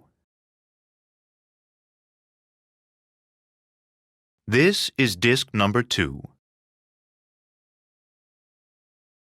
Chapter 7. "Don't be mad," my daughter cooed as she walked in the room. "But I bought you something." She pulled her hands from behind her back. They were cradling a crisp shopping bag the size of a couch cushion. Normally, when someone gives me a gift, I feel excited. But rather than lift me up, the surge of emotion I felt had a heavy, downward pull. I knew the money was ours and that we had every right to spend it, but that didn't mean I felt good about it. I had convinced myself we had no choice. The hospital bills alone were more than I'd made in my entire life. Evan had made sure to tell me that. I was damned if I took the deal, dead if I didn't. I was starting to regret that I'd chosen damned. I took the bag from Savannah. Inside the shopping bag was another bag, as thick and creamy as a vanilla milkshake. It had a drawstring and fancy lettering on it, LV. I had never owned designer anything, but even I knew what LV stood for. I glared at Savannah. "It's Louis Vuitton," she said, as if I didn't know. "I don't need a Louis Vuitton bag," I said. Not that it mattered, because now I had one. "Yeah, you kind of do," Savannah corrected me, "because we live here now." She made a grand, sweeping gesture with her arm. "And you need to look the part. Open it." I slid the bag out of the duster. I knew that's what they called it because I used to shop for Louis Vuitton on eBay. Not to buy, just to dream. I never had the guts to walk into the store on Rodeo Drive and face the snooty sales clerks who, let's be honest, probably lived in my old neighborhood. But no one could scorn me for window shopping online, which I sometimes did in the wee hours when no one was watching. Somehow Savannah knew the exact one I liked, the checkered Speroni in white and gray. Maybe someone was watching after all. The backpack-style bag had delicate straps and a sneaky side pocket. Perfect for sneaky people like us. "It's beautiful," I said, and it was. And I never in a million years imagined I would own one. "Thank you for getting it for me." I was touched that my daughter had gone out and shopped for me, but this sudden flood of nice stuff filled me with shame. Surely my husband's life was worth more than a designer handbag in a 3-bedroom house. I knew I deserved nice things as much as any Real Housewife or 2-bit movie actress, but it wasn't fun to get them like this. I imagined my husband looking down at me, shaking his head in disappointment that I chose money over justice. I got one too, Savannah announced, producing another shopping bag. I must have looked alarmed because she added, "Don't worry, it's not the same one as yours." I was worried, but not about that. "We shouldn't be too conspicuous," I said, and she frowned. "It would be conspicuous not to have a designer bag in this neighborhood, Mom." She was probably right. I wanted to live in Calabasas for the clean air and good schools, but walking around in Old Navy activewear surely would have raised some eyebrows. As for what any friends from my old neighborhood would think of my lifestyle upgrade, Evan instructed me to tell them my husband had a big life insurance policy. It wasn't uncommon, he'd said. Not that they were coming around. I told my Friday night Zumba friends and the handful of moms from Savannah's school who had texted and called that we were moving, and we said our goodbyes and good lucks over the phone. I didn't have to worry about my family nosing around, since my only brother was dead and my parents had basically disowned me when I got pregnant before I was married. As for my husband's family, he didn't have much. Just the grandparents who raised him when his mother couldn't be bothered. Gran and Pop-Pop moved to Arizona after he joined the military, and if they'd wanted to keep in touch, they never let on. We never even got a Christmas card from them, so there was no point in sharing our change of address. We were kind of an island, Savannah, my husband, and me, which was sad before, but now rather fortunate. "Please be careful," I cautioned Savannah, taking in her pebbled leather Neverfull tote. "There are limits on how much we can spend." I wasn't tracking her spending, but I saw a lot of shopping bags cross through the front door, and I thought it was about time I said something. I knew she was trying to shop away her feelings, so I didn't want to admonish her, just maybe slow her down to create an opening to grieve more honestly. But Savannah just shrugged. "If you ask me, they got off easy. We could have asked for way more." I tried to imagine what way more might look like. A boat? A beach house? A private jet? I guess there were always things to want, holes to fill, people to compare yourself to. But I'd never longed for a fancy life. I never watched those makeover shows or fantasized about prancing around in designer shoes. They had already given us more than I knew what to do with. "It's a very nice bag," I said. "Thank you." I wanted to say more, tell her how proud I was of her for being strong for both of us, but I couldn't find words. It was like there was this thick fog between us now, and every time I opened my mouth, I choked on it. Our little island had endured its share of storms, a missed curfew, a bad grade, a pair of stolen gold hoop earrings, but we had always been able to talk things through. But the accident had cast us out to sea. My daughter was drifting away, and I had no idea how to navigate the ocean of space between us. I watched Savannah as she arranged her things in her oversized tote. Notebooks, makeup, phone, wallet. I wanted her to have nice things, but I also wanted her to learn the value of hard work, to know the sense of accomplishment that came from saving up for something. Christmas was coming. I usually started shopping for her right around the start of the school year. I loved snooping around for clues about what she might like, then surprising her with a gift she'd think was beyond our means, but that I'd found at an outlet mall or online. That look on her face when she unwrapped it was always my favorite gift.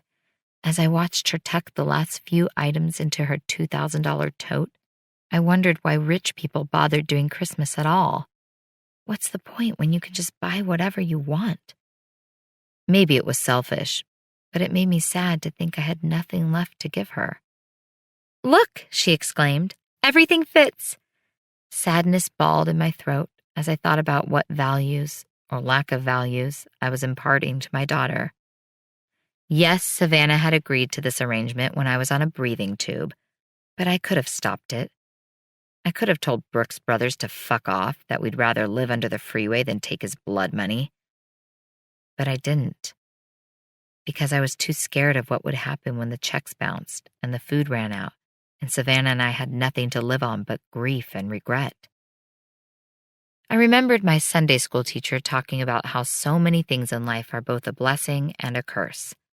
How mountains do not rise without earthquakes. How the tragedy of the original sin gave us the blessing of free choice. Even the crucifixion of Christ himself was both. He was murdered, but his death allowed him to rise and live forever as our Savior.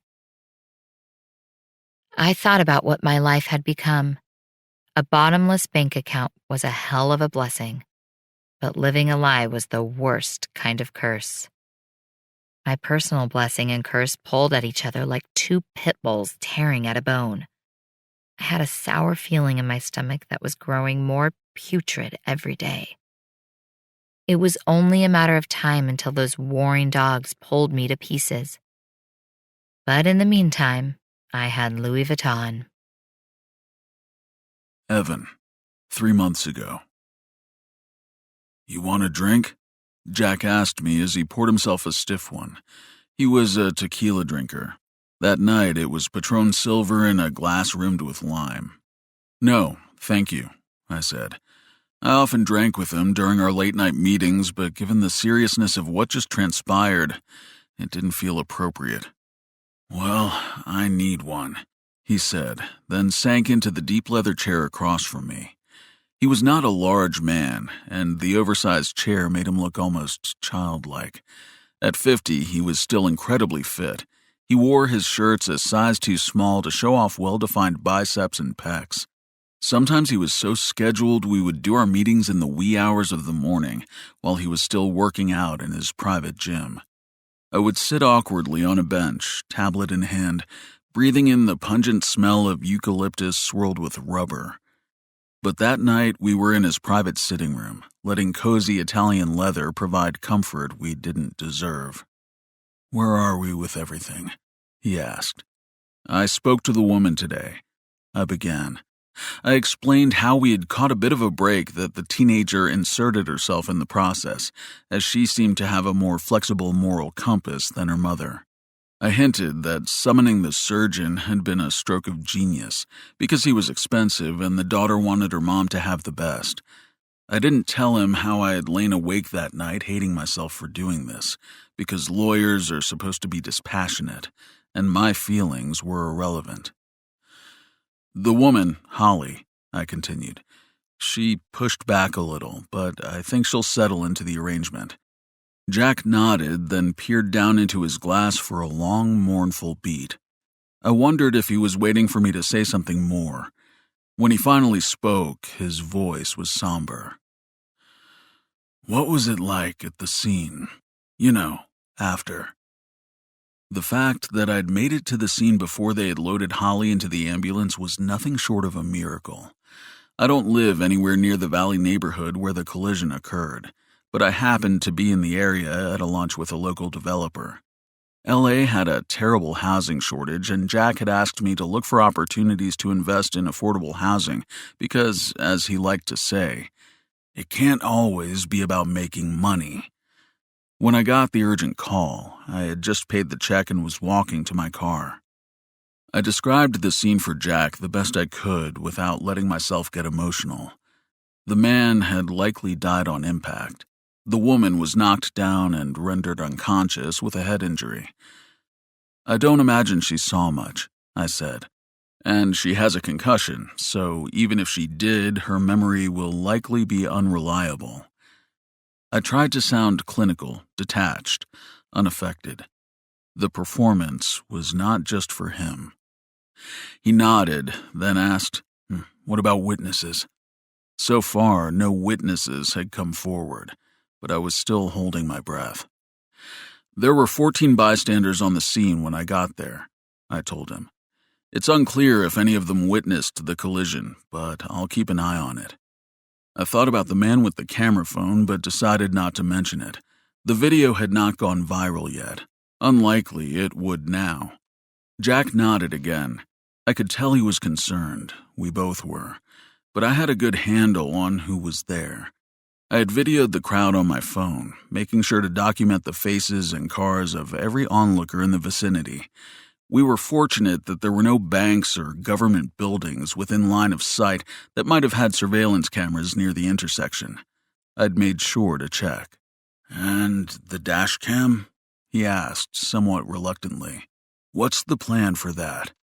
The existence of a video was problematic, and the fact that it was in the hands of a teenage girl was more troubling still. I knew how these teenagers are. Every damn moment of every damn day winds up on Snapchat or WhatsApp or whatever platform they're using now. If Savannah ever decided to post that dashcam video, things would get ugly real fast. The girl gave me the camera and the original data card, but Jack stopped me with his hand. We both knew she was smarter than that. In the digital age, if there was one copy, there were 1,000.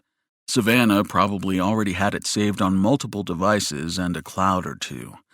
There was only one way to keep that video from seeing the light of day, and that was to keep Savannah happy. "Yeah, I know," Jack said. "It was a stupid question." Jack ran his hands through his graying hair. It was still thick, and his hairline mercifully hadn't budged. He tamed it with pomade that smelled like oranges. I noticed how he spiked it in the front to give the illusion of height. It was still standing tall, unlike the man who'd styled it. We were doing a bad thing, but Jack wasn't a bad man. In fact, he could be quite generous. If his wife identified a worthy cause, home for battered wives, local boys' clubs, school drama program, he gave generously and anonymously. He had worked hard to build a good life for himself and his family. He was not going to let it be destroyed by one unfortunate accident. Shit happens, and people make mistakes. The world was not going to come tumbling down. He had me to make sure of that. "The woman," Jack started. "She's okay with, burying the video?" "It was the teenager who nabbed the dashcam," I said, sidestepping the question. "And it's a damn good thing she did." I added to remind him how much worse things would be if she hadn't. There was, of course, another way this could leak, but I didn't dare mention it. Jack already knew about this other potential loose end, and I had to assume he had it handled. Jack looked up at me with weary eyes, then said something that surprised me. "Do you think we're doing the right thing?" I didn't answer right away. What we were doing was morally and criminally wrong. We both knew that. So what is he really asking me? I was careful with my answer. "I think what happened is a terrible tragedy, and that we are doing the best we can under difficult circumstances," I said. "Taking aggressive steps to control the damage is in everyone's best interests," I added. And then he looked at his hands and said, "As long as we don't get caught." If I believed in God, I might have said, "God willing." Luckily, I don't, because if I did, I'd have to accept that we were probably both going to hell. Chapter 8. I scooped up the paperwork and tucked it in my briefcase. All the I's were dotted and the T's crossed, but in the end, it really didn't matter. Our contract was only a Band-Aid on a deep and fragile wound that would have to be tended to carefully and indefinitely. The statute of limitations on vehicular manslaughter was only 6 years in California, but the unearthing of this crime could create problems way beyond that. Yes, it was a crime. I had to call it what it was. Not the hitting, that was an accident, but the running. There were layers to this incident that went beyond Jack and me. Things that could unravel whole lives. I understood Jack's reason for trying to cover it up, but that didn't mean I agreed with them. I phoned Jack to tell him the deal was closed. He was pleased, but not wholly relieved. I reminded him that, at this point, Holly and Savannah were as guilty in the cover-up as we were. For better or worse, we were in this together. To come forward after signing the NDA would cost them literally everything they had. That, of course, was the whole point in doing it. Driving home, I thought about how it came to be that I, a nice kid from New Hampshire who played lacrosse and graduated summa cum laude from Yale, came to be a fixer. I had a job my former classmates could understand, personal lawyer, but if they knew what I actually did, they would be appalled. In my defense, I didn't fully understand the job when I took it. I knew I didn't want to work at a big firm, riding the same elevator to a top-floor office every day, competing with other associates to bill a shit ton of hours, or clerk for a stuffy judge like some of my classmates were doing. I was young and craved a lifestyle. After a lifetime of long winters, I loved the idea of California. I told myself it would be temporary, a break from the cold, an adventure in La La Land. With my mother gone and my brother wrapped up in his kids and his God, I was already adrift. Why not float in an ocean of beautiful people under perpetually sunny skies?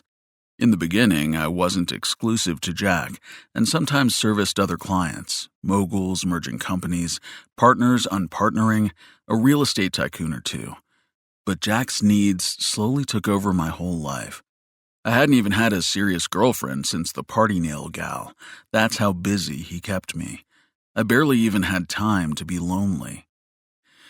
Jack had been involved with minor scandals before. Alleged inappropriate contact with a personal assistant, an alliance with a corrupt politician, a shady real estate deal. But this was by far the worst.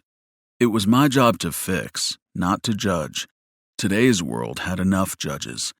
A highly visible person like Jack lived under a microscope. His every move, his words, even his outfits were scrutinized and shit upon. I had compassion for him. If I didn't, I couldn't do my job. Technically, the Holly Kendrick ordeal was over. We made a deal. She pledged her silence in exchange for riches beyond her wildest dreams. We should have all breathed a big sigh of relief. But we didn't. Because deep down, we all knew this was just the beginning. Andy, 3 months ago.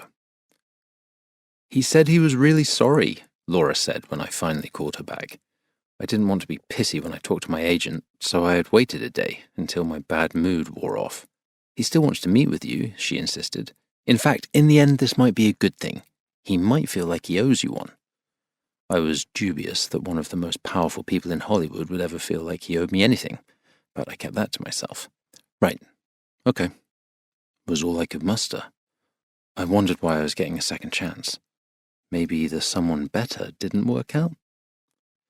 He's going to be on location most of the summer, but we're rescheduling for right when he gets back, in early September, Laura said, and I tried to sound pleased. Great. Great that he was rescheduling. Not great that my potential payday was pushed another 3 months. My marriage was already strained. Our credit card debt was massive and compounding. I honestly didn't know if we would survive the whole summer. Visions of making doll furniture and selling out of my garage flashed through my mind, though my marriage probably wouldn't survive that either. As I clicked off the phone, I felt simultaneously relieved, he's still interested, and ashamed, like an addict chasing one last fix. I was a junkie, and the business was my drug. I chased it to the detriment of my health, my home, my relationships. I got a knot in my stomach every time the mail came. As stressful as it was facing those envelopes rimmed with red with past due stamped across their contents, I was not ready to live my life as a raisin in the sun. I wanted to be a screenwriter. The desire was existential. Even my articles read like movies. I set the scene. Misery wafted through the office like acrid smoke. Described my subjects like characters in a Greek tragedy. Mr. X had a winning smile that belied his recent failures. I never judged my subjects, but rather let their behaviors, a nervous knee, a too loud laugh, a pinched smile, speak for themselves. When Clooney optioned my Sunday Times article on the WikiLeaks whistleblower, he said the piece already read like a movie script. When he paid me to adapt it, I was sure I'd stepped into my destiny. I worked on that script for 5 glorious years. It never occurred to me that they wouldn't make the movie, or that my career would grind to a halt. I rationalized the heartbreaking setback as a test of my resolve. I couldn't quit. I had built a home, moved a wife out from back east. Libby had given up everything. A promising career, a vast community of friends, weekend rituals she'd enjoyed her whole life. Her generosity was boundless. I owed it to her to succeed, and succeed big. I had to sell a script. After 3 bone-dry years, I finally had a meeting with someone who could pay big and get my movie made. I'd simply have to write something so compelling, so absolutely perfect for him, that he couldn't say no. I vowed not to let anything distract me. I would prepare for this meeting like my life depended on it. Because at this fragile point in my career and my marriage, it did. Chapter 9. I just wanted to know how he died. I wasn't planning to go down some deep rabbit hole or anything. The word suddenly intrigued me. Simple as that. When people die suddenly, it can mean any number of things.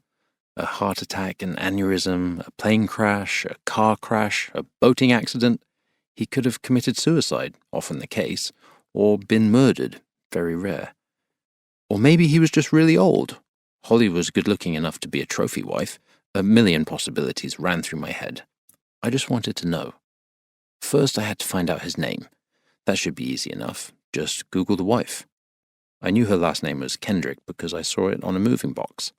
Perhaps that was a strange thing to notice, but after 10 years working as an investigative reporter, my mind just took in details like that. I entered Holly Kendrick in the search bar and surveyed the results.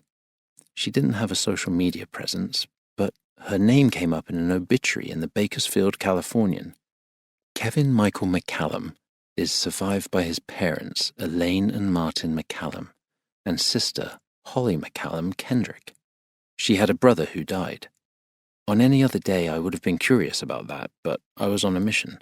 I skimmed the obit. No mention of the husband, but at least now I had a maiden name. I did another Google search, using the maiden name this time, and got a hit. A wedding announcement from 16 years ago. Holly McCallum wed her high school sweetheart, Gabriel Kendrick, in a simple ceremony, blah, blah, blah. I typed the dead husband's name in the search bar. Too many Gabriel Kendricks to count. I added the name of their high school, Bakersfield High, but they didn't keep up on him. I typed their names as a couple. They never owned property, together or separately. Strange? Or did anything notable together? Not so strange. He wasn't on LinkedIn or Facebook or any social media. I smiled to myself, because I knew who would be on social media. Savannah. I found her account almost immediately and started scrolling backward. 1 month, 2 months, 3 months. Then there it was. A picture of a young man in military blues, with a heartbreaking caption. Daddy, you may be gone, but you'll always be in my heart. The comment section was a treasure trove of sorrow.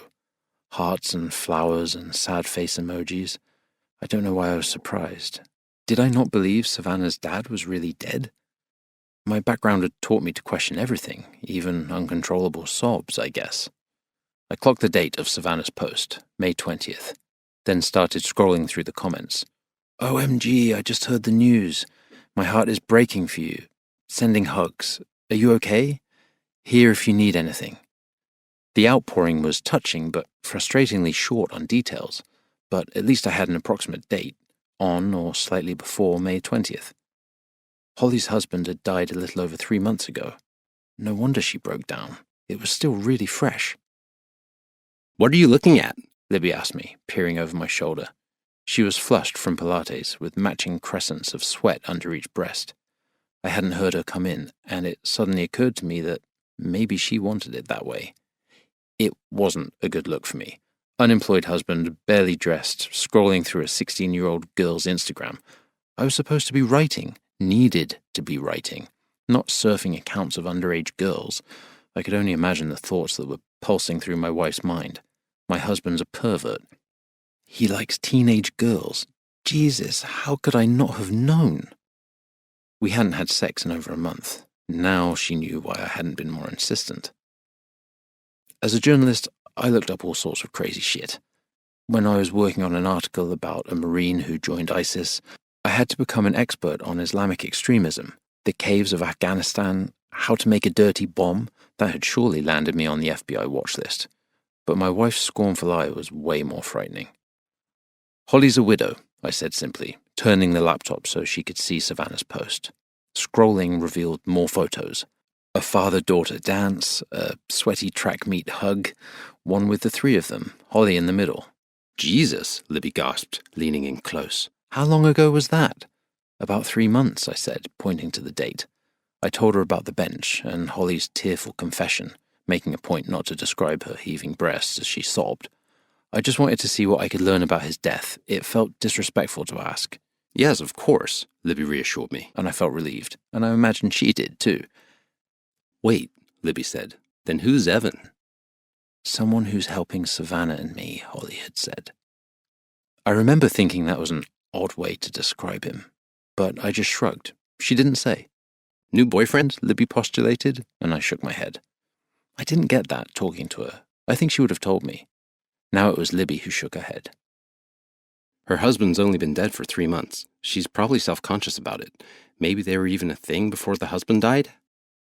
That was not my instinct, but I suppose it was possible. Yeah, maybe. I mean, look at her. She's kind of a bombshell. And I took that as my warning. Don't get too close. I would totally believe she could snag a rich boyfriend, she added. And though it was a backhanded compliment, I had to agree. I'm sure the truth will come out in time, I said, as I closed the computer, indicating I was not going to be doing any more digging. I had other things to focus on. My rescheduled big meeting was coming up, and I needed to finish the spec script I was writing and get my pitches in order in case he wanted something different. I looked at Libby. Her gaze was distant, and I could almost hear the wheels turning in her head. Is she threatened? Jealous? I'd never known her to be either, but perhaps this was a first. We both sensed there was something untoward about Holly and Evan's relationship. I didn't think they were lovers. Their body language was closed, bordering on antagonistic, chairs far apart, arms crossed across their chests, rarely meeting each other's gaze. But Holly didn't consider him a friend either. She had made that abundantly clear. I had a hunch she was hiding something, and events would prove me right. But I also thought whatever they were up to had nothing to do with us. It was none of our business, and we had no reason to be concerned. And that's where events would prove me wrong. Part 2. Savannah. 3 months ago. A police officer came to my school. Sadly, this was not unusual.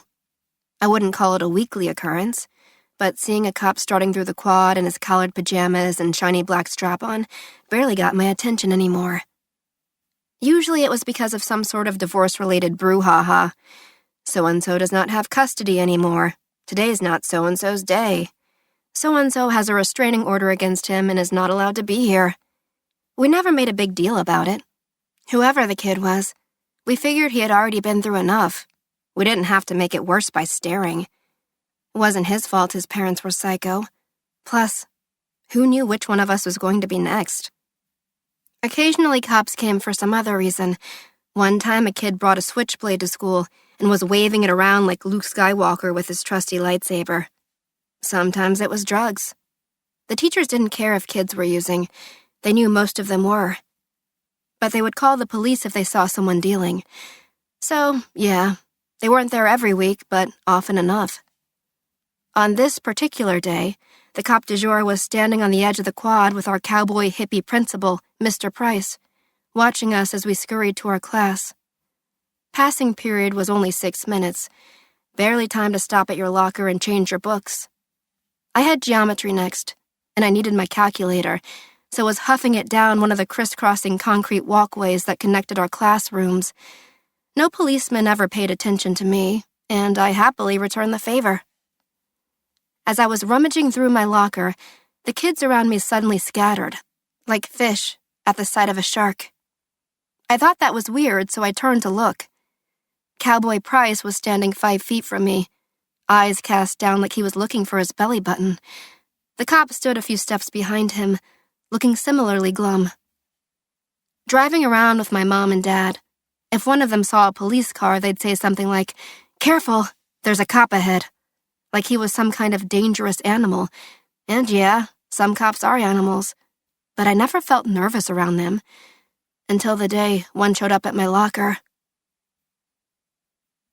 "Hi, Savannah," Mr. Price said, hands clasped in front of his fly like an altar boy at church. "Could you come with me to my office?" he said kindly. "I'm going to be late to second period," I warned, as if he didn't know. "That's okay," he said.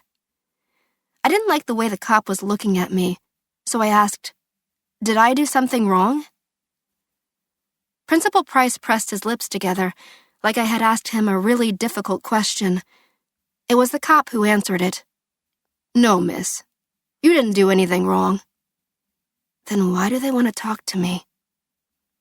I suddenly felt the urge to run, but where would I go? Our campus was enclosed by gates with spikes on top, no way in and no way out.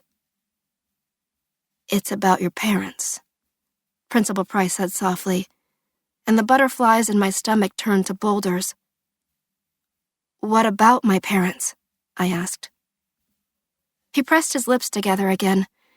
Then the policeman took off his hat, and I knew that the worst thing that could ever happen to a girl was happening to me.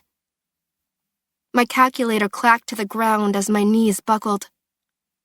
I lurched forward, like I'd been walloped from behind. 2 sets of hands caught me as I fell. Principal Price knelt down beside me, and then held me as I screamed. Chapter 10. I've never had much luck with boys. It's pretty obvious why. I didn't get the kind of body that nabs their attention.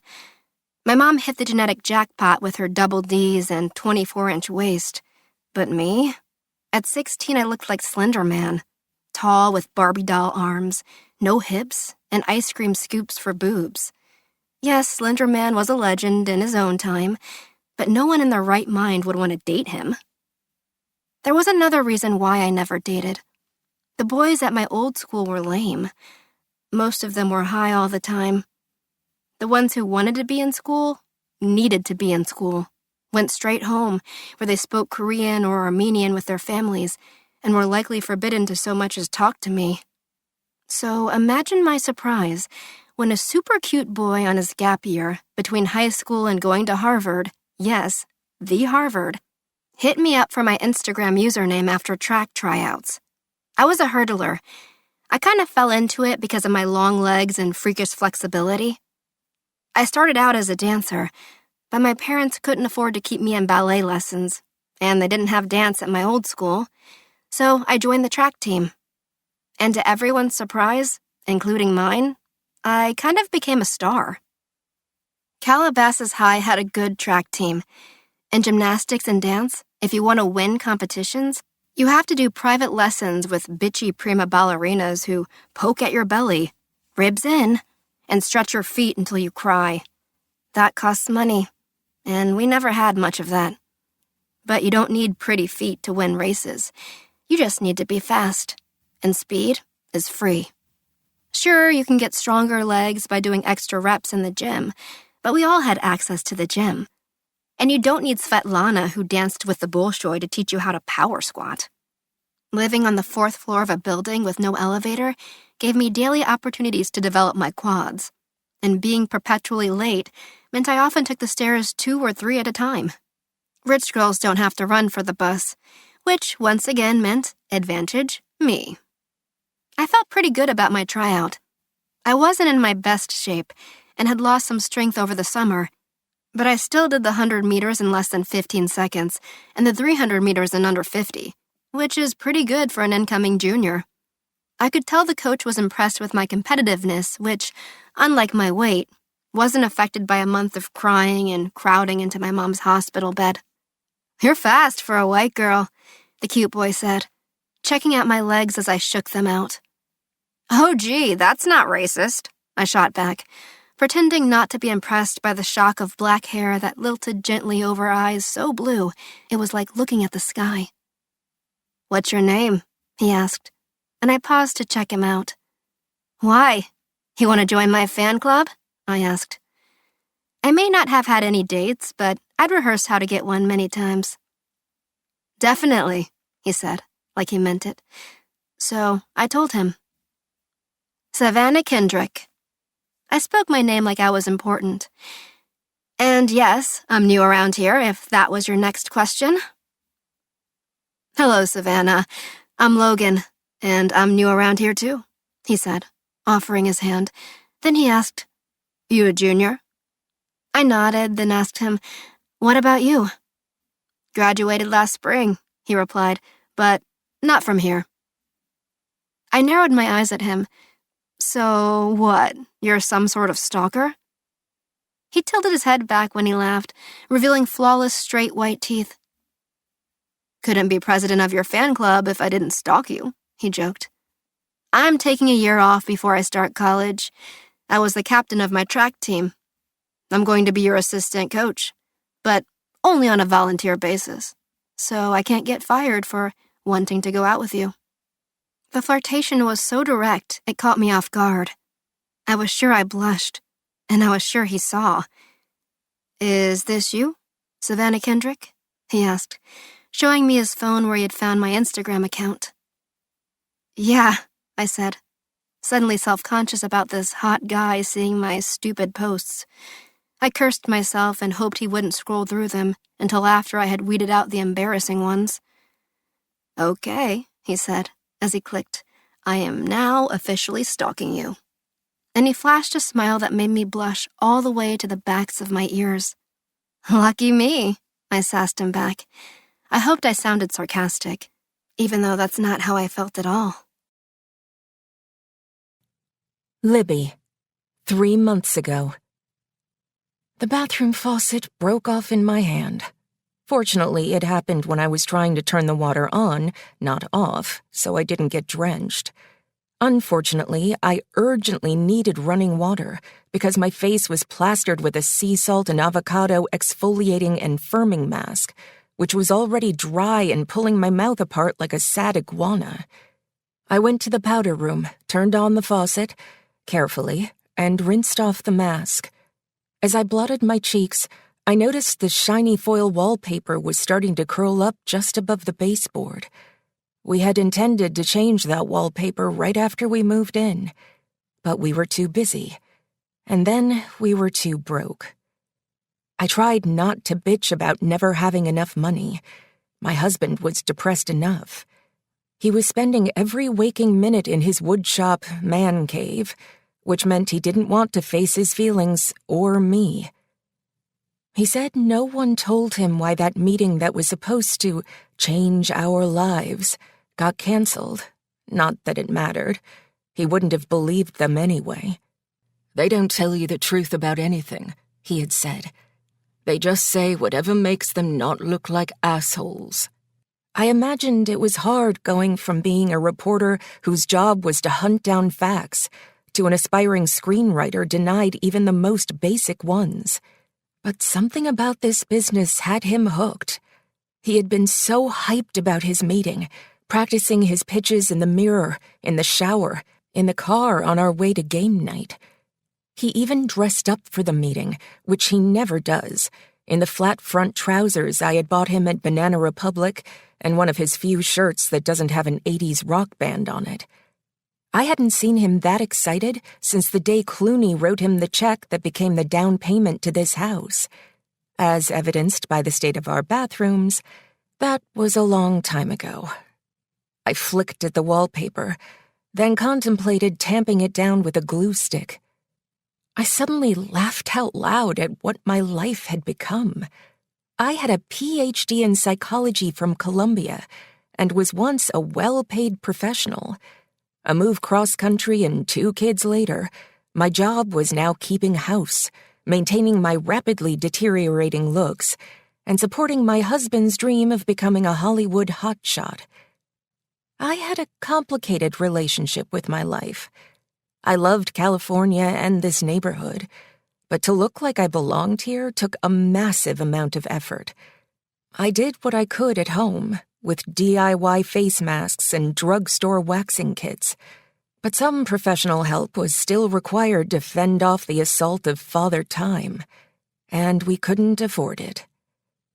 I found a glue stick in Tatum's room. I glued the wallpaper down and rolled it smooth with the tube. If only fixing the wrinkles on my face were so easy, I thought. Just dab some sticky goo on them and roll them out. If I could invent such a thing, I'd be a millionaire.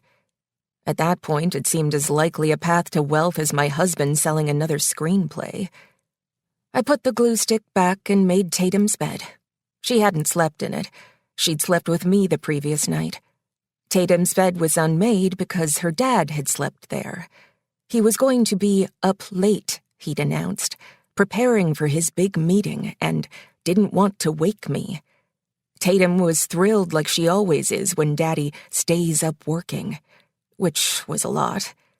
Truth be told, he rarely slept in our bed anymore, and Tatum had the spot next to me pretty much whenever she wanted. We just didn't always tell her so. I wanted to help my husband succeed in his chosen career, but we couldn't go on like this forever. At some point, I would have to confront him, demand he get an actual paying job. But that day, I had to fix a faucet. So I put my failing marriage on hold and hoped it wouldn't grow as sorry as my sagging face and crumbling house. Chapter 11.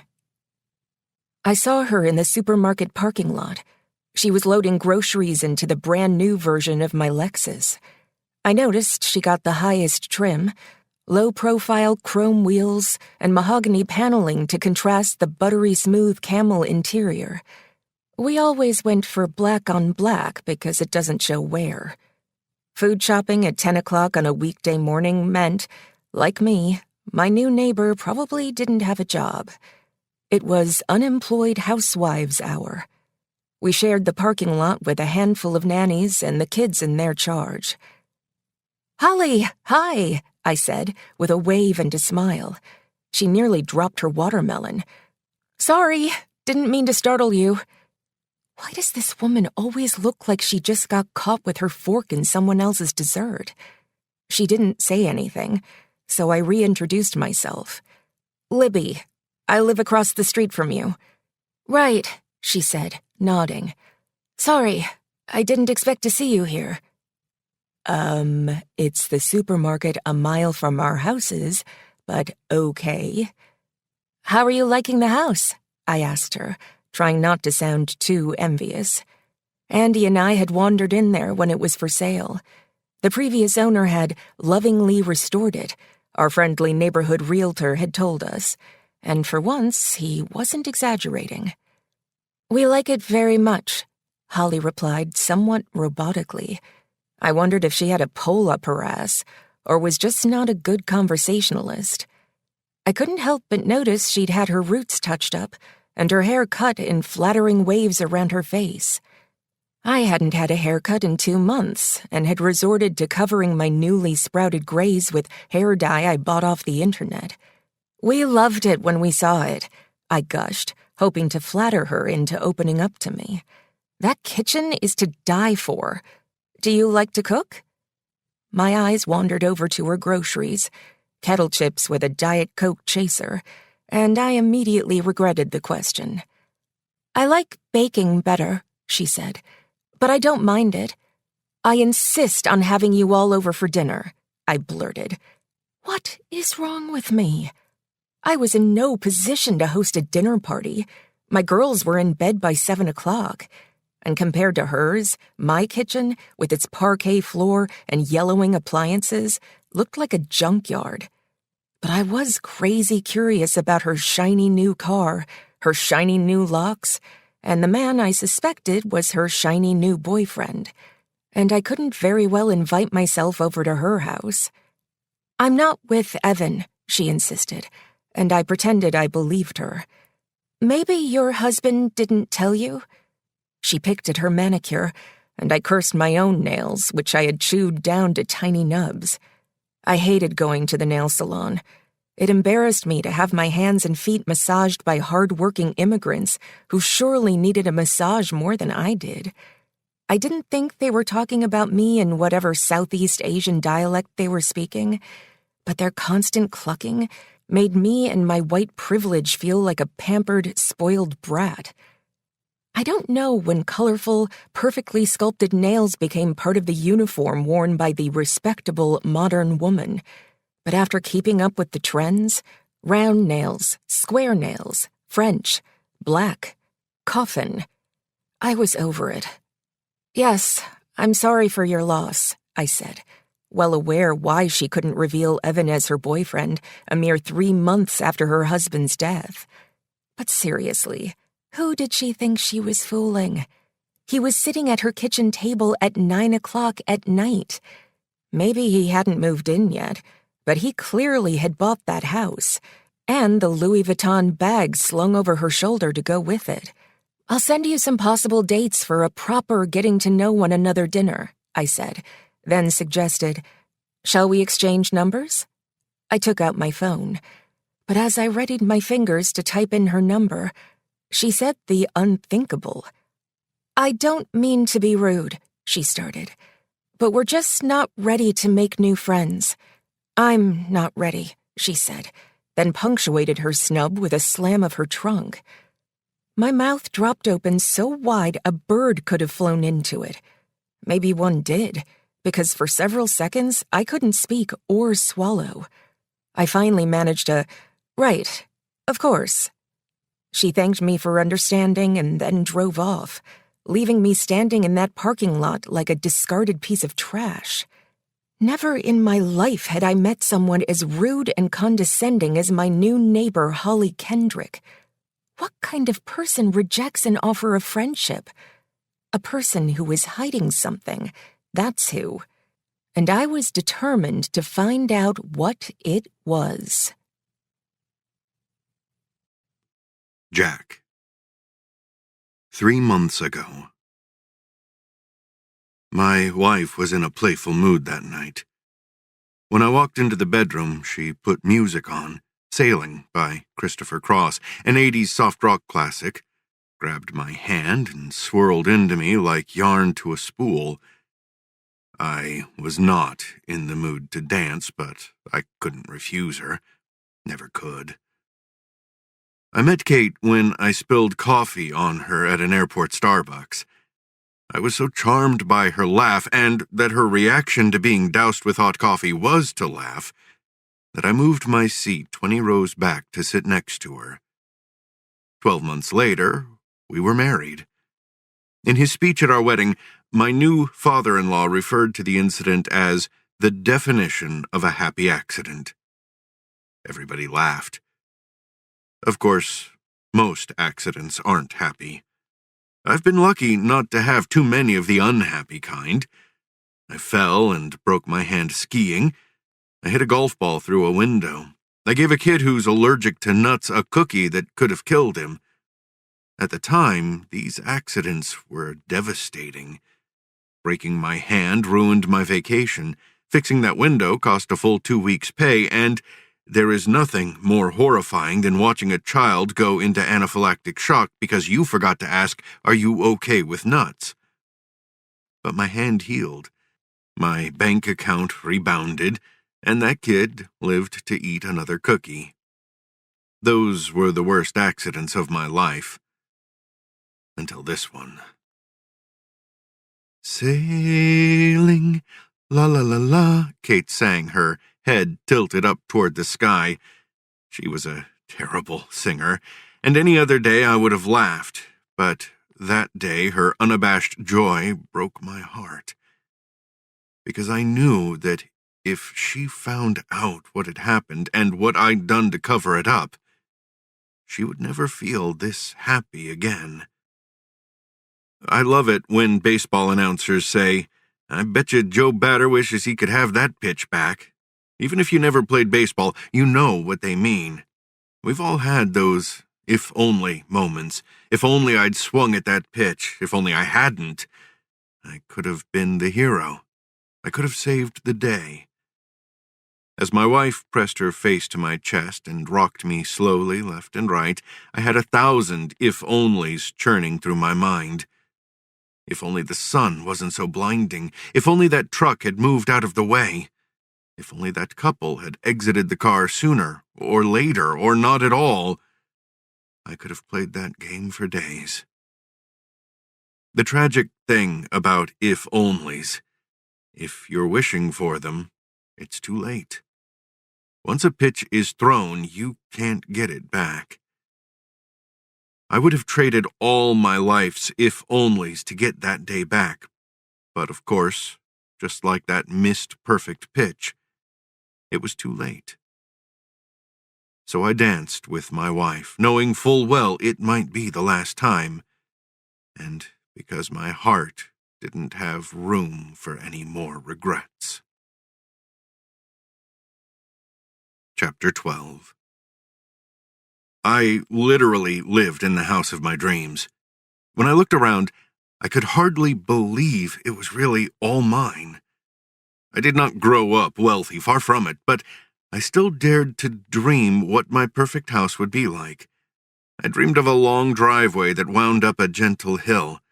I dreamed of that driveway ending at a majestic gate hugged by flowering, vibrant pink bougainvillea. I dreamed of that gate opening to a gently bubbling fountain that lured colorful birds and the occasional deer. I dreamed of a front door so wide and welcoming that people would approach with as much excitement as Charlie at the chocolate factory. Once inside, I dreamed of a grand staircase right out of Gone with the Wind that flared into banistered overlooks on either side. I dreamed the house would have a room for every purpose, a chef's kitchen for preparing gourmet meals, a lush lanai to entertain, a gym, a screening room, a master bedroom so luxurious it felt like a suite at the Ritz. All of this was at stake now.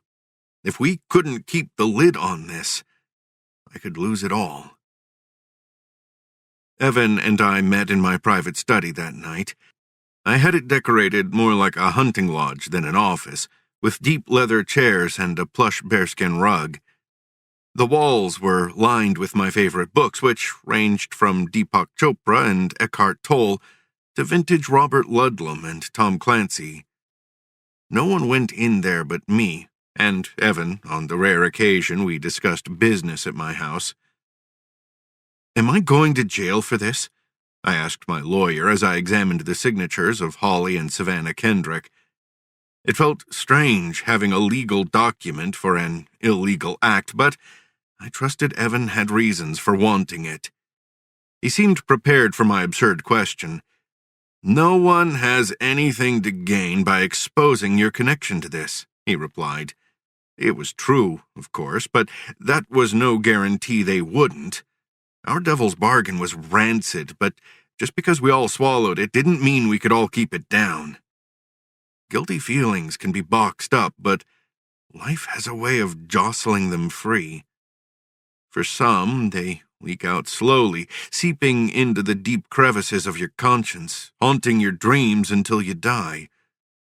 For others, they build up like steam in a pressure cooker, threatening to blow you wide open.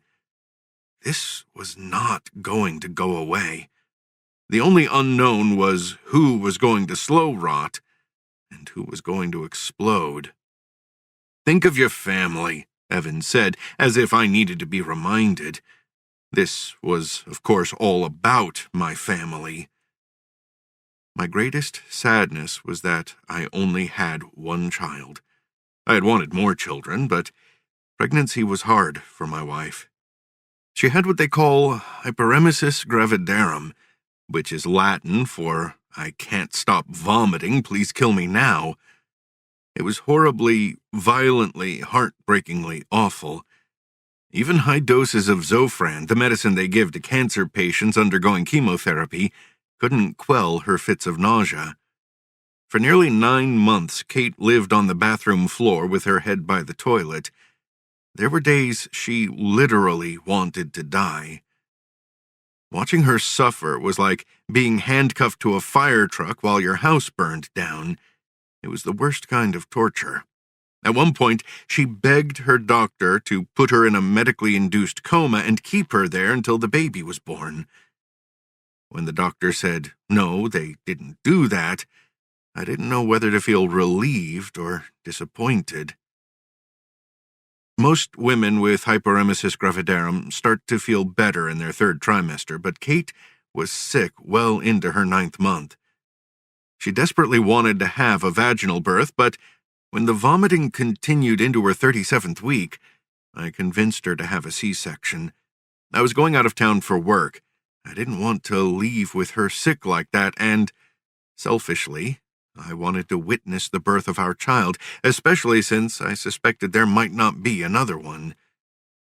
She didn't want to have a scheduled C-section, but she did it for me. We were warned that babies who didn't get the opportunity to travel through the birth canal could be born with fluid in their lungs, but we still panicked when our baby couldn't breathe. Kate barely got to hold him before he was wrestled from her arms and tethered to a ventilator. He was in the NICU for 13 days. Kate never left his side. When she wasn't permitted to hold him, she'd sneak her fingers through the tiny window in the incubator just to touch his foot with a desperate pinky finger. Taken too soon from her womb, he was still part of her, and she couldn't let go. Kate's pregnancy was impossibly hard, but those 2 weeks after her baby was taken from her nearly broke her. There was no place to lie down in the neonatal intensive care unit, so she didn't sleep. There was no food allowed, so she didn't eat. She pumped every 2 hours to keep her milk up, enduring the prying eyes of whoever was in the NICU that day because she refused to leave. And I abandoned her during the worst of it because I was contractually obligated to go do a movie, and Hollywood couldn't wait, not even for me. Leaving her like that was hell. I vowed to never, ever let anything hurt her again. This settlement, cover-up, bribe, whatever you wanted to call it, I wasn't doing it for me. I could have handled the fallout. I was doing it for her, because unbeknownst to her, she had a role in this too. I slid the contract back in the envelope. Take it with you, I instructed, handing it to Evan. I had asked my lawyer to handle sensitive situations in the past, but none as fraught as this. I was a highly visible person in a highly visible industry. If the details of this incident got out, my life would be decimated. Because as bad as things seemed, the truth was even worse. And Evan knew I would risk everything to keep it hidden. "What now?" I asked as he snugged the envelope into his briefcase. "We move on," he said simply. I didn't know whether to laugh or cry, because of course we should move on. But in my heart, I knew I never could. Savannah, 3 months ago. I'd never been in a police car before. The seats were super uncomfortable. You had to sit straight up like you were in church. It smelled like unwashed armpits and barf, and I wondered how many people had thrown up back here. A few months back, a girl at school drank a fifth of whiskey as a dare, but she left in an ambulance, so it must have been someone else's bad day I was smelling. There was a cage between the driver and me that reminded me of our fire escape at home, with its tic-tac-toe metalwork and holes barely large enough to stick a finger through. Our fire escape was the closest thing we'd ever had to a balcony. I liked to sit out there at night and watch the cars go by, squinting at them to blur their lights into a psychedelic swirl of color. But I wasn't on my fire escape. I was in the back of a police car on my way to the hospital to hold the hand of my one remaining parent. "You okay back there?" the cop asked me, craning his neck to look for himself. "Yes," I said, though I really wasn't. I don't know how long I'd sobbed at my locker before Mr. Price peeled me off him, but by the time he'd slid me into the police car, I had cried myself dry. I replayed Mr. Price's pronouncement in my head. Your parents were in an accident. He paused, then said something completely nonsensical.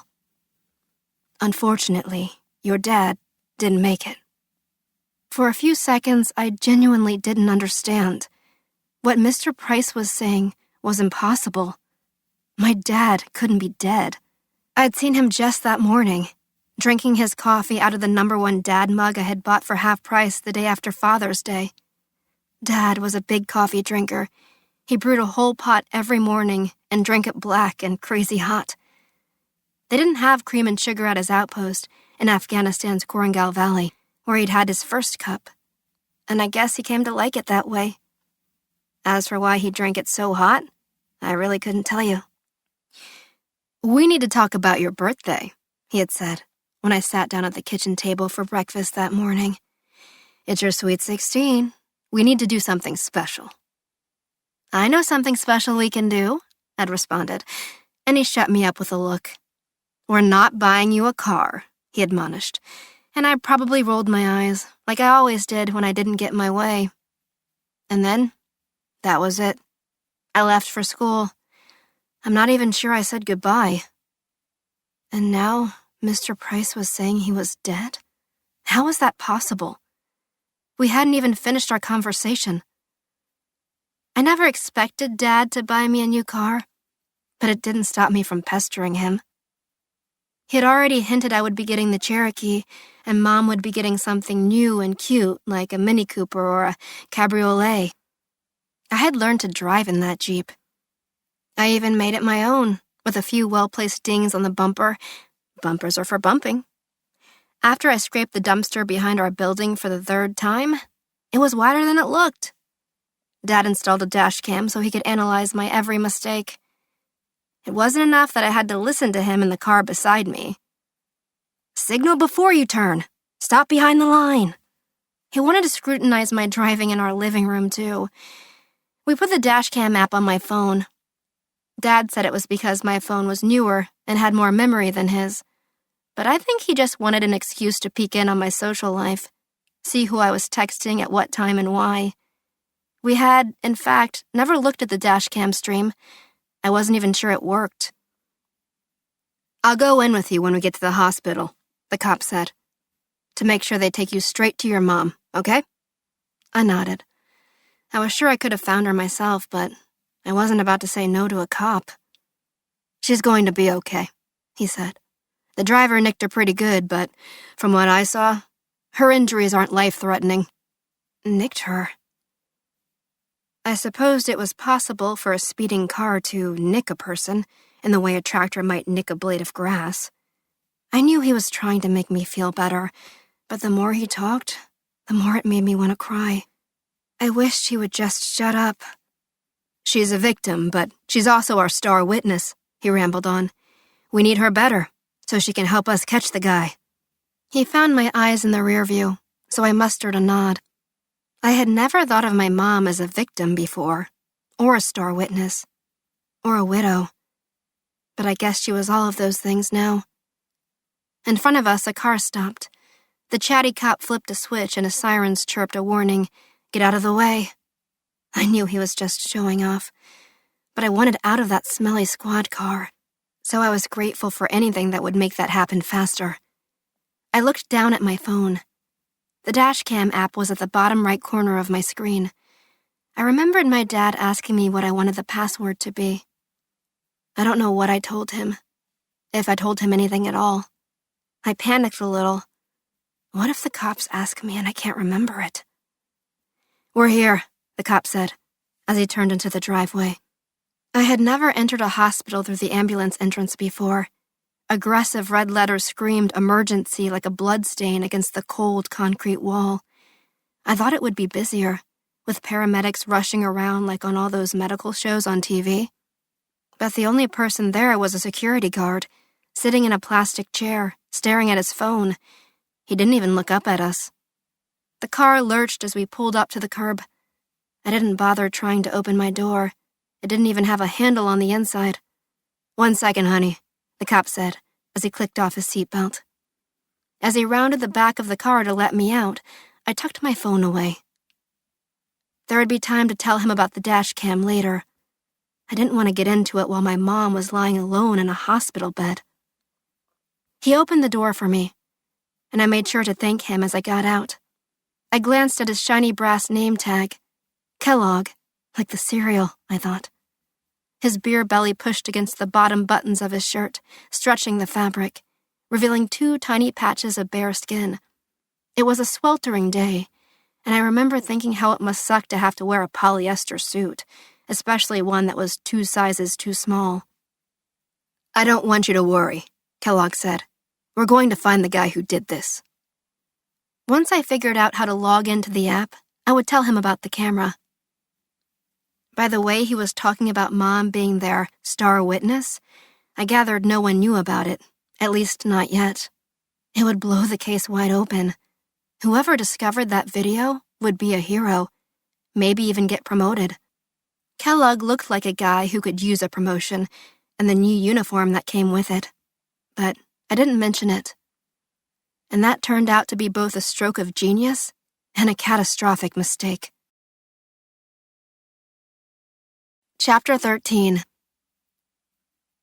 "You need a ride?" A raspy, cool guy voice called to me as I walked off the practice field.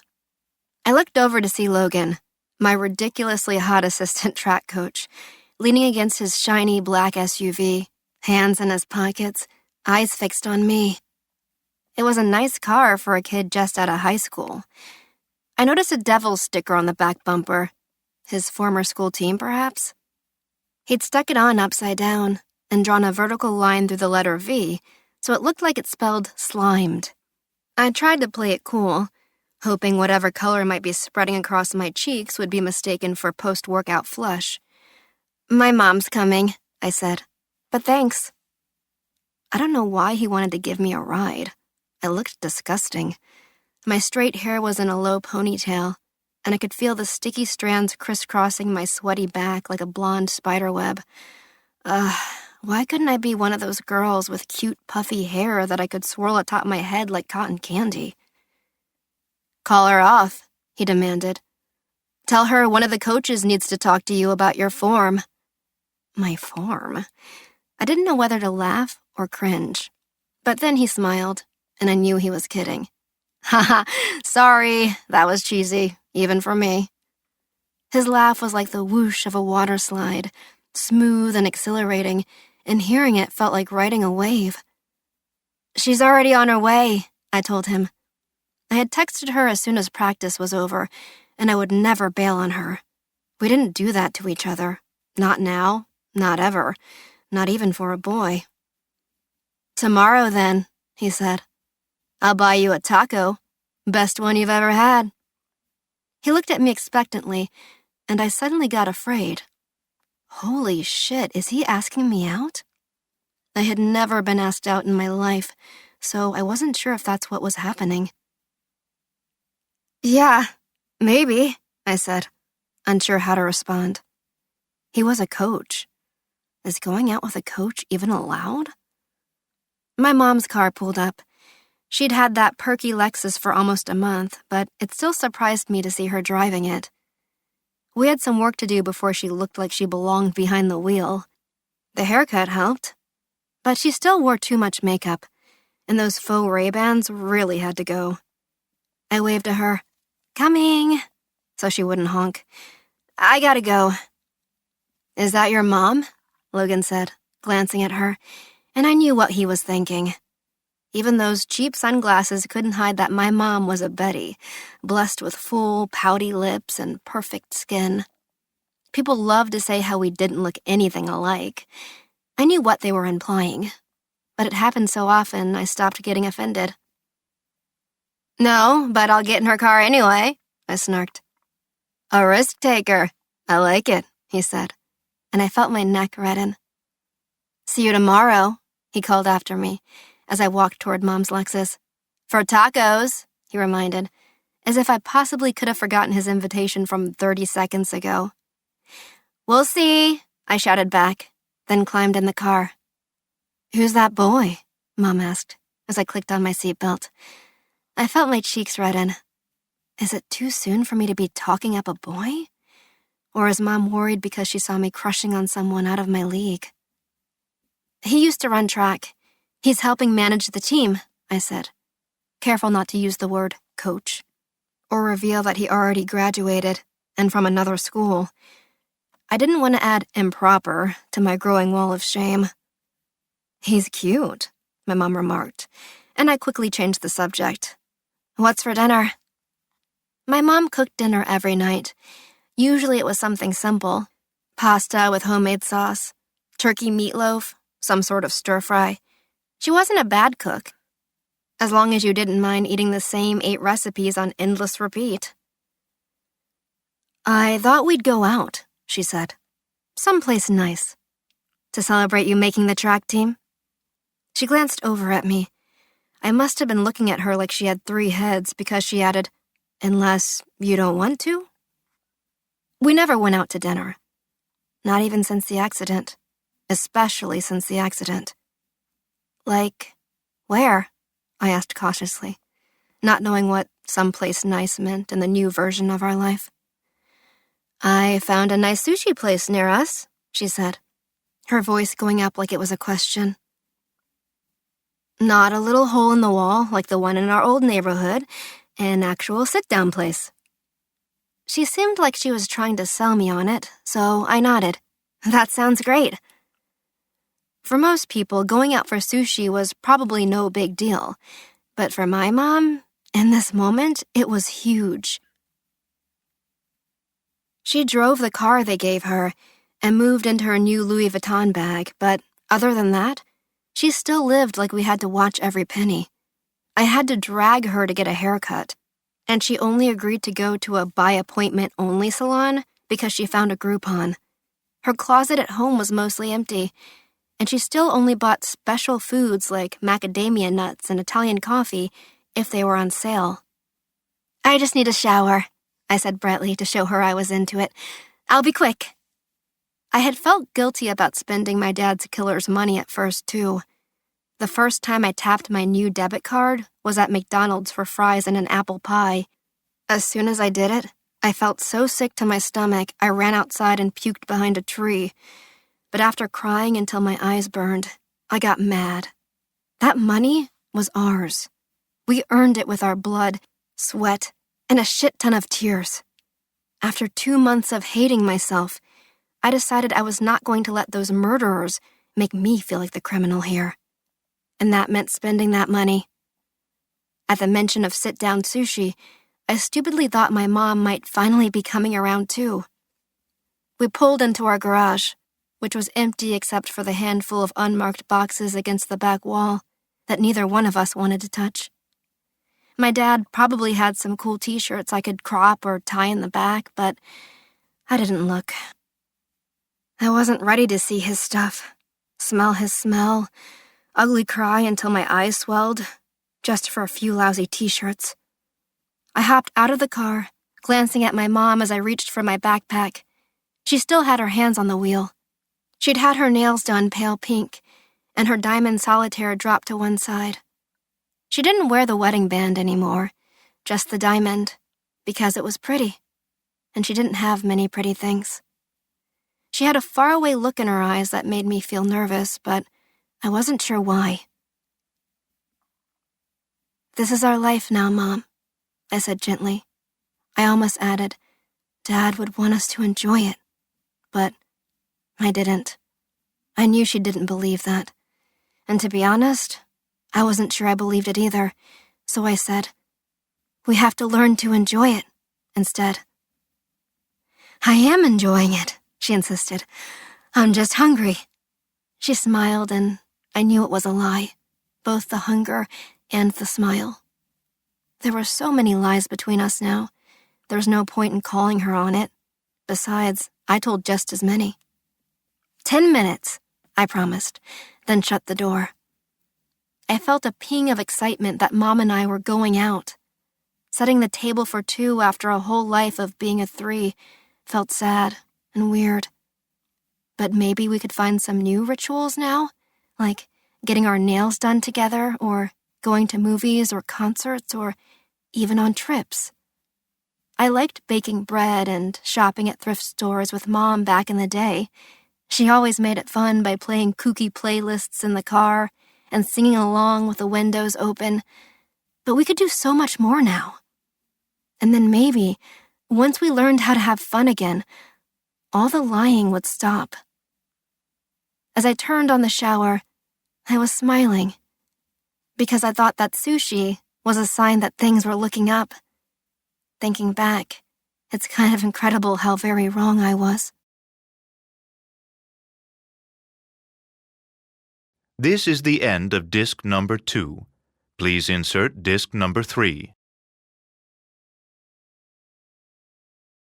This is disc number 3. Libby, 3 months ago. Cool watch, the goth salesgirl said as I set my garbage bag full of clothes on the counter. The trendy Studio City thrift store was only a few towns over, but felt like another planet. Thanks, I said curtly, meeting her heavily lined eyes, making sure to convey that, unlike the items in the trash bag, the watch wasn't for sale. I had to hold on to one vestige of my former life, or risk losing it entirely. She opened the bag and took out the first item, a pair of dark wash, boot-cut, 7 for All Mankind jeans that still fit, but weren't in style anymore. I tried to look indifferent as she inspected them. I felt a little rush as she put them in the yes pile. I can surprise the girls with sushi tonight.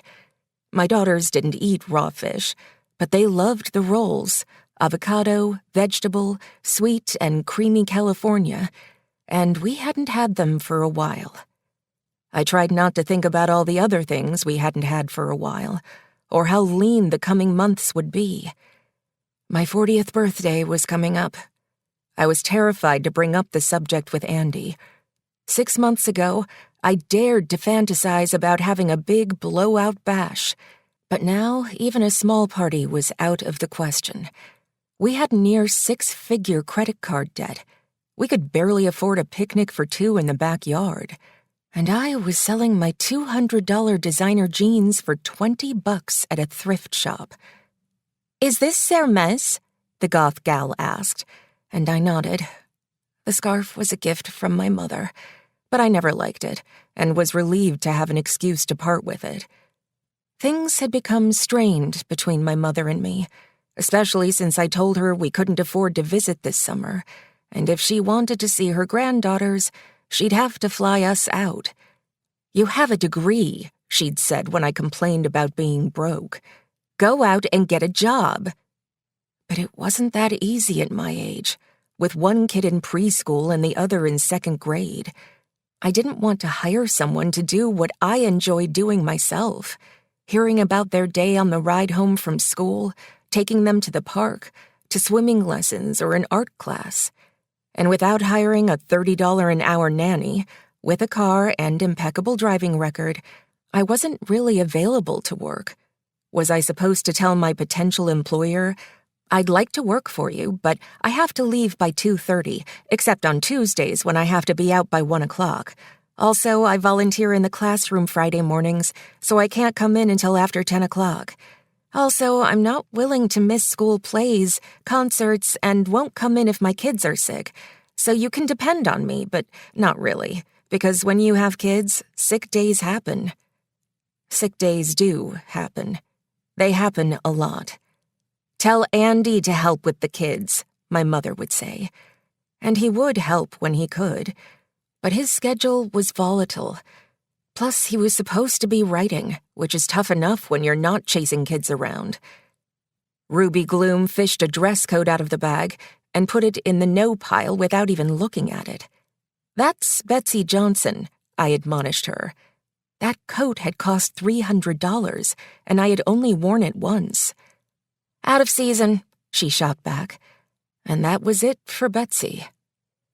I had thought about telling my husband I wanted to go back to work, but even if Andy were to agree to be Mr. Mom, I had another impediment to getting a job. I didn't know anyone here. Referrals were everything in a psychology practice. Back in New York, I was part of a robust network. I had built a brand, established my specialty, family and systems development, and after 3 years of hosting free seminars, I was just starting to get paying customers. There were probably teaching jobs here that I was qualified for, but I would never get them. I could explain to someone who knew me personally why I took 8 years off to birth and raise babies, but I couldn't expect someone I cold called to make sense of it. After nearly a decade on the sidelines, professionally, I was irrelevant now. I'd have to start over, at 40. The prospect was terrifying, because it wasn't a viable prospect at all. No, I couldn't talk to Andy about my birthday. I couldn't really talk to him about anything these days. We barely even saw each other. He stayed up late to write. I got up early to get the kids to school. Since having kids, we had diverged into 2 completely different universes. He lived in his imagination. I lived in the kitchen. I loved being a mom, but good Lord, I had no idea how much of my day would be consumed by food. Shop for food, prepare food, serve food, clean up food, pack food to go. It was never ending. The stay-at-home mom had not evolved much beyond a wild animal. Hunt, feed, rest, repeat. I was the busy lioness in constant search of our next meal, while my male lion husband lounged in his cave. "There's a Goodwill across the street if you want to donate the rest of these," the salesgirl said, putting the NOS back in the trash bag and sliding it toward me. "Great, thanks," I said, implying I might just do that, even though I could have used a little goodwill myself. "Would you like cash or store credit?" the salesgirl asked. "Cash." As she counted out the money, a whole $140, I felt relieved that, at least for one night, I would have a little cash in my pocket. It would be gone after one trip to the grocery store, of course. But my girls would have sushi, and some lucky stranger would wear Hermes meant for me. Chapter 14. Too much free time is a dangerous thing.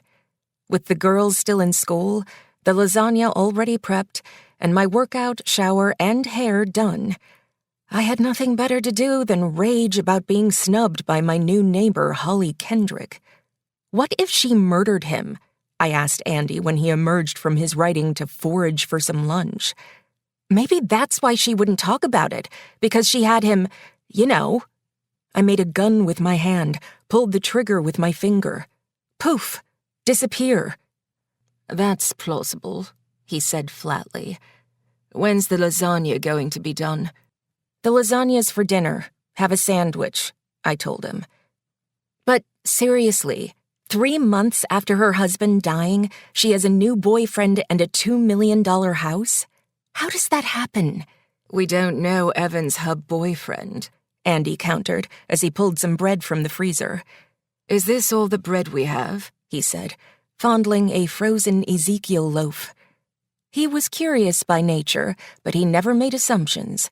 He knew from his past career how a wrong assumption could send an investigation completely off the rails.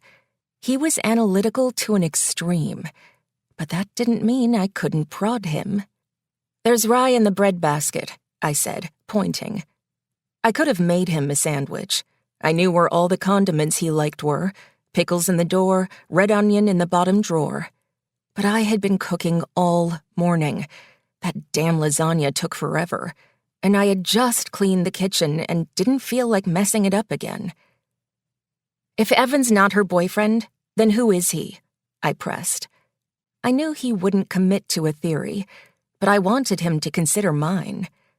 "I don't know," he began.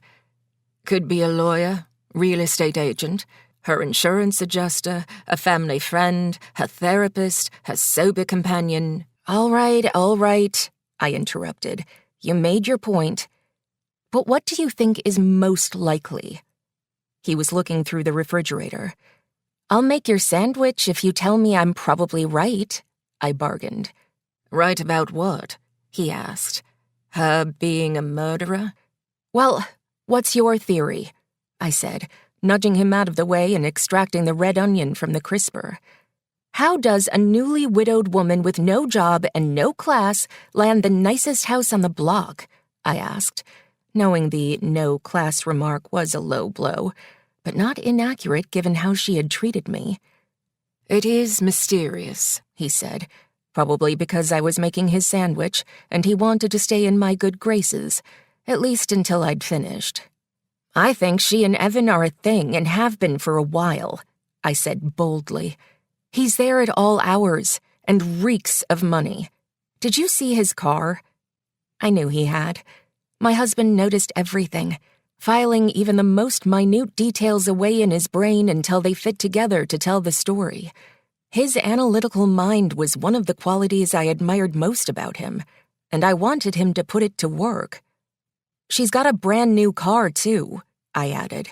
Maybe they are a thing, he conceded as I handed him his sandwich. Thanks, he said, and took a bite. She's obviously hiding something, I pointed out. She ran away from me like I was holding a grenade. Just then, the doorbell rang. Andy was eating his sandwich, so I went to answer it. I figured it was the gardener. We hadn't paid him in 2 months. No doubt he wanted to collect. I loved living in the hills, but the upkeep was massive. If we didn't trim our trees and clear away the dead branches, the fire department would do it for us and then charge us a fortune. I had taken over the upkeep of the flower beds, trimming my roses every week and planting the annuals. But we still needed our gardener to clear the hillside, so I had to give him something. I grabbed my checkbook off my desk in the hall, then opened the door, an apology on my lips. But it wasn't our gardener. Hi, Libby, my neighbor Holly Kendrick said as she handed me a snow-white orchid in an onyx china pot. Here, this is for you. Shame rose up from the pit of my stomach. Wow, thank you, I mustered, tucking the checkbook in my waistband and taking the flower from her.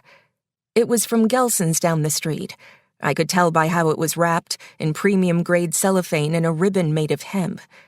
I liked to linger in their flower shop, but even the smallest arrangements were expensive, and I never indulged. Holly had bought the biggest one, 2 feet tall with over a dozen budding flowers. I knew it cost almost $100. I loved having orchids in the house, but I silently wonder if I could return it to pay my gardener. I feel terrible after what I said to you the other day, she began. I didn't mean to be rude. I'm just a little overwhelmed these days. Yes, I'm sure, I said.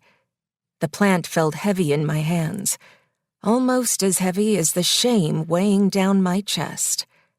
I'd love to have you over for coffee, she offered. I have scones in the oven. They will be ready in about 20 minutes? She said it like a question, and it took me a second to understand. Oh, you mean right now? I confirmed. Or we could do it some other time, she said quickly. A scone sounds wonderful. I just have to finish something in the kitchen, I said, which was true. Andy never cleaned up after himself, and I hated coming back to dirty plates and counters. 5 minutes? Perfect.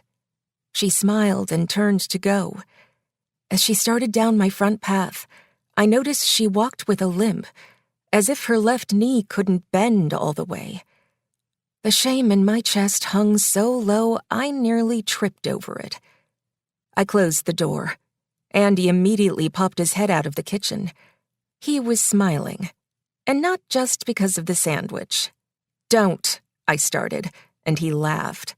If you're not back in an hour, I'll call the SWAT team, he teased. Maybe she's not a murderer, I conceded, but I still bet her new boyfriend is the one buying me flowers. His smile turned sad. Sorry, it's not me, he said, and I could tell by his rueful expression that he meant it. I'll fill you in after, I assured him, ignoring his apology. I'm sure you will, he said with a sly smile, and I was grateful that we'd have something to talk about that would not end in a fight. Jack. 3 months ago. The first order of business was to hide the car. I had a 4-car garage, so it was no problem just to stash the SUV in one of the spaces until we figured out our next move. Evans said the next 48 hours would be critical in terms of witnesses coming forward or the police finding evidence. The victims, he said, would be dealt with, then reminded me there were things we couldn't control, so we would just have to sit tight. Once safely inside the garage, I inspected the vehicle. Of all the cars I had bought in my lifetime, this one was by far the biggest. An oversized SUV with a full third row and enough horsepower to pull a boat. Not that I had a boat. I wasn't really a boat person, but I liked having the ability to pull one if I needed to. My day-to-day car was a Porsche 911 convertible coupe, which was so compact, it probably would have fit inside the SUV in its entirety. I shuddered to think what the collision would have been like had it happened in the convertible instead. I walked to the front of the SUV to inspect the point of impact. The behemoth's front bumper had taken the Cherokee's door clean off, yet, surprisingly, barely had a mark. The headlights were both still intact, and there was no visible damage to the hood or passenger side tire well. As far as I could see, there were no remnants of red paint anywhere on the car that could link the two vehicles together. Of course, I wasn't in the business of investigating or covering up crimes. A trained eye might very well have noticed something I didn't. If no witnesses came forward to identify the car, it was still possible there was forensic evidence at the scene. I looked closely to see if anything might have fallen off. The hood ornament, a side view mirror, a strip of trim. They would likely find something. All I could do was hope it wouldn't be enough to positively ID the vehicle and trace it back to me, because then they'd figure out what I was really hiding, that I was guilty of something else entirely. I wondered how long and hard the police would look for the perpetrator. Murder investigations sometimes take years. Cases go cold, then suddenly warm back to life with an unexpected recollection or new piece of evidence. How determined would the cops be to solve the case? And how foolish was I to think this would eventually just go away? I remember hearing a case about a prominent real estate developer who was murdered in his home in White Plains. Detectives interviewed the dead guy's neighbors. One of them recalled seeing an unfamiliar car parked across the street that morning, a white Camry. His security camera had a picture. I guess there were a lot of white Camrys in the state of New York because 2 years later they still hadn't found it, so they put the case on ice. I don't know what compelled the detective to reopen the file after those 2 long years. Pressure from the family, a spell of boredom. But he did. And this time, he found something, a tiny detail he'd originally overlooked. The Camry had a transponder in it, a flat white box glued to the windshield that allowed the car to cruise through tolls and be charged automatically. With that one distinguishing element, using security cameras across the tri-state area, the detective was able to track that Camry all the way from the crime scene to a rental car outfit over 300 miles away. It took 6 more months, but they caught the guy, and 2 years later, he was convicted. When I read this story, the murderer was awaiting the death penalty in a maximum security prison, all because of that little white box. I didn't know what was going to give us away, but I had no doubt there was something out there that could. It was just a matter of if someone found it. Chapter 15. Your 10 o'clock is here, my assistant said, poking her head into my office. He's early, she added to make sure I knew I didn't have to rush. I looked at my watch. It was only 9:40. I was already impressed. You can bring him back, I said, eager to get the day started. I didn't have to come to the office every day. I could read scripts at home, but I liked being on the lot. I had been in the movie business for almost 30 years, but I was still enamored with the process. A movie set was like the human body, with all its organs, costumes, sets, props, lights, working in harmony to create something bigger than the sum of its parts. Making movies was nothing short of magic. We literally created whole worlds, and I loved seeing them come to life. I had a studio deal, which meant I got an office and a staff and a budget to buy and develop scripts. The funny thing about having a studio deal is, if you don't spend the money the studio gives you, they take it away.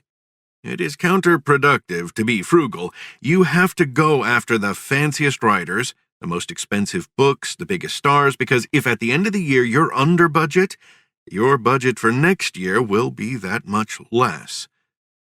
Unlike some producers, my deal was richer than it was when I was lured into it 6 years ago. I'd had box office success as an actor, director, and producer, and the studio rewarded me handsomely. But it was September, and I'd hardly bought anything this year. To keep the money flowing, I needed to spend. Being away all summer on someone else's movie didn't help matters. My development team had been reading books and scripts and hearing pitches, but nothing really happens when I'm away. And I was a little busy before I left trying to cover up a murder. I had to make up for lost time. I needed projects, and all the writers I knew were working, so I had to branch out. I was excited about the guy coming in this morning. He had been an investigative reporter, and his portfolio of articles was as electric as it was deep. I'd read one of his scripts, as well as a handful of articles he'd written for the New York Times, and knew his writing to be colorful and sharp. I was hopeful he'd have a movie idea for me, a true story I could option, or a new script that hadn't yet made the rounds. The studio's money was burning a hole in my pocket, and I needed a project to keep my mind from going to dark places, which, since the horrific events of the spring, it was prone to do. The walls of my office were glass, and I could see my assistant escorting my meeting through the bullpen. I had blinds for privacy, but I rarely used them. I liked looking out at my staff. They were hard workers, and their studiousness made me feel lucky to be in a position to reward them. But I also wanted them to feel they could always come talk to me, that I wasn't some king holed away in a castle, that I served them as they served me. I met my assistant's eyes through the glass door, and she understood that meant to come on in. As she reached for the door handle, the man opened it for her, and I liked him immediately. "Andrew, this is Jack," she said as he followed her in. I rose from my desk to shake his hand. His grip was confident. He was taller than I was, no surprise there, most people were, and in good shape. He had a runner's body, lean with narrow shoulders. His blue eyes were rimmed with intelligence, and his wavy hair had just enough gray to make me trust him.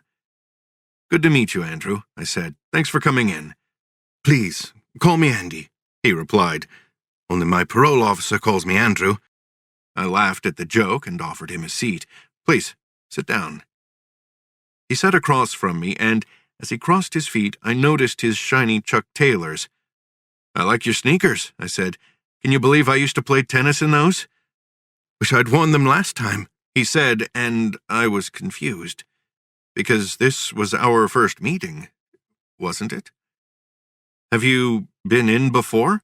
I asked, and he suddenly looked a little panicked. "No, sorry, there was a mix-up. We had the wrong day. I had the wrong day." And now I remembered.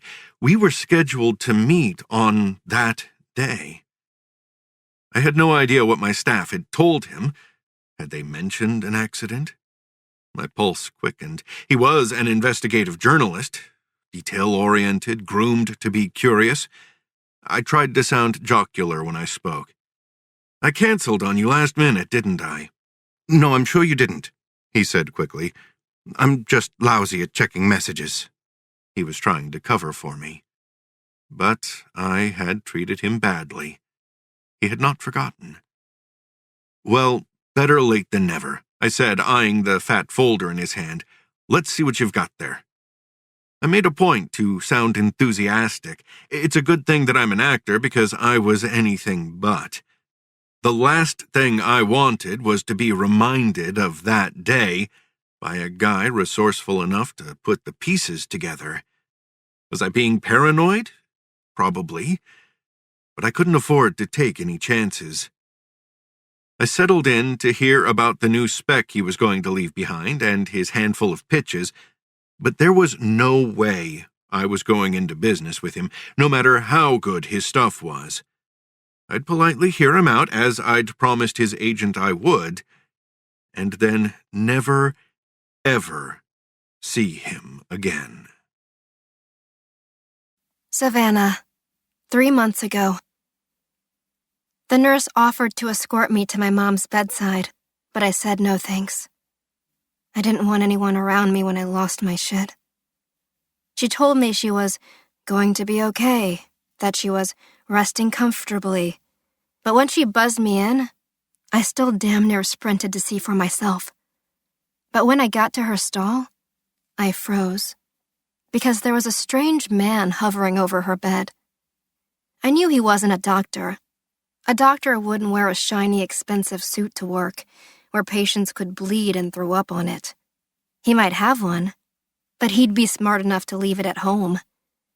He didn't have the signature clipboard of an administrator or wear a badge, so it was unlikely he worked there. I thought for a second he might be a chaplain, but a chaplain would be praying, not hovering over my mom like a hungry vulture. So who is he, and what does he want with my mom? I took a step closer. That's when I noticed he had something under his arm. Is it a purse? Yes. Holy shit, it's my mom's purse. What the hell is he doing with my mom's purse? If he's stealing it, why is he just standing there? Wouldn't he be running for the door? I thought about going to get Kellogg, the cop who had just dropped me off. Judging by that belly, he was probably still on the premises, trying to charm himself a cup of coffee and a muffin from the nurse's station. But I didn't want to leave my mom alone with this creep, not even for a minute. He reached under his arm and set the purse at my mom's feet. Okay, so not stealing it, putting it back. But why did he have it in the first place? And why is he staring at her like he wants to eat her for lunch? "Can I help you?" I asked, and not in a nice way. He spun to me. "You must be Savannah," he said. He tried to sound confident, but I heard uncertainty in his voice. Let him wonder, I thought. "Who are you, and what do you want?" I glanced at my mom. She was sleeping. I wanted to go to her, needed to go to her, but the suit was standing in my way. "I want to help you," he said, and I knew immediately what he was. I almost kicked him in the nuts. I didn't need help from some sleazeball ambulance chaser. Once the cops had the video, this case would be open and shut. I waved my phone and told him to fuck off. "Dashcam, dickhead," I said. "I have video. So you can leave now. We don't need your help." I didn't actually have the video yet. It wouldn't upload to my phone until I got the camera and synced them, but he didn't have to know that. I saw a flicker of surprise in his eyes. He had taken me for a helpless little girl, and I'd ruined his plan for an easy score. I thought for sure he would leave then, so I pushed him harder. "We're not hiring a lawyer who tailed us to the hospital," I told him. "You're wasting your time here." And then he said something I didn't expect. "How much do you want for it?" He must have seen from my reaction that I didn't understand, so he added, "I'll buy it from you." And then I realized I had gotten it wrong. Mr. Expensive Suit wasn't a personal injury lawyer. He was a crook. There was only one reason someone would want to buy that video. They didn't want anyone else to see it. The vulture didn't want to profit off our tragedy. He wanted to cover it up. My dad joined the Marines on his 18th birthday. He loved to tell the story about how the recruiters came to his high school on that day, the very first day he was eligible to enlist. He understood it to be God's will that he sign up, and serving his country was his proudest accomplishment. Dad spent a lifetime fighting for what was right. In Afghanistan, then, after he came home, as a big brother to like a dozen messed up kids. He was so straight and narrow, he wouldn't even let me sneak soda into my water cup at McDonald's because stealing was stealing, and we didn't do that. My dad was maniacal about doing the right thing, and look where that got him. Dead in the morgue, with barely an extra month's rent in the bank. I loved and respected my dad, but I didn't want to end up like him, and he was not here to stop me. I looked at my mom. She was resting, but with tubes jammed in her hand and one leg dangling from a sling, she looked anything but peaceful. My fear turned to rage. I wanted to punch him in his fat, smug face. If there was a way to take this creep in his fancy Italian suit for everything he had, I would do it. Which meant I had to get my hands on that dash cam before Kellogg and his LAPD buddies did. Chapter 16. His kiss took me completely by surprise. I was gazing down at the tacos. He'd ordered one of each, 6 in total, including a vegan one that was just peppers and onions and not really a taco at all. There were 2 kinds of beef, carne asada and some type of steak. I had thought carne asada was steak, but apparently they are different. Then there was chicken cut in little cubes, shredded pork carnitas, and some fried breaded nuggets they claimed were fish. Logan had reminded me of our date the moment I walked out on the field. "We on for tacos?" he'd asked, as I picked a spot to stretch. He was wearing a tight black wicking shirt that hugged a chest so perfectly puffed out and firm, it looked like 2 partially submerged volleyballs. I remember wondering if it was hairy. A little chest hair is sexy, but if it crept its way onto his back, that would be gross. I wanted to go out with a boy, not a primate. I had told my mom some of the girls on the team were going out for tacos after workout, which was potentially true when I told her. I didn't know for certain Logan hadn't invited anyone else, and we were having tacos. I felt a little bad, abandoning her for dinner.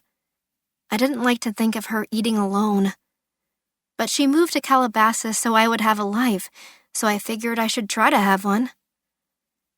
The taco joint turned out to be just a truck with some picnic tables around it. Most of the customers were Mexican. There was only one other gringo there, some guy with a guitar slung over his shoulder who took his tacos to go. Logan ordered in Spanish, probably to try to impress me. I didn't let on that I spoke it better than he did. I'd gotten pretty fluent talking to my old neighbors, and then of course took it freshman and sophomore years just to have easy A's. We chose a table in the shade, under a tree with purple flowers on it. It was late afternoon, after 5 o'clock, but still sunny and hot, and my bare arms and legs were sticky with sweat. I was staring down at the steak taco, garnished simply with chopped onion and a burst of cilantro, when he lifted my chin with his finger and kissed me square on the lips. It wasn't my first kiss, but it was by far the best. He tasted like lime, and I remembered him sucking on one while we waited for our order. He had offered me one too, and I waved it away, too sour. But on his lips, it was sweet as candy. It was a soft, open-mouth kiss.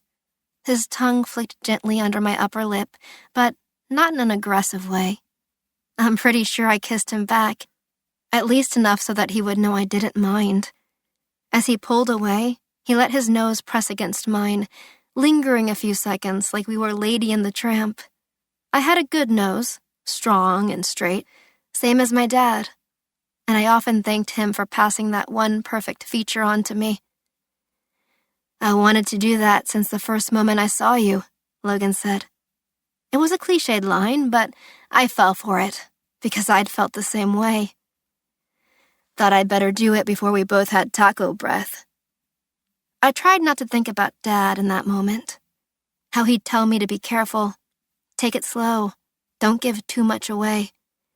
I'd always rolled my eyes when he talked to me about boys. But I'd have given anything to hear another one of his dumb dad talks. That day, or any day. Logan held up the plate to offer me a taco.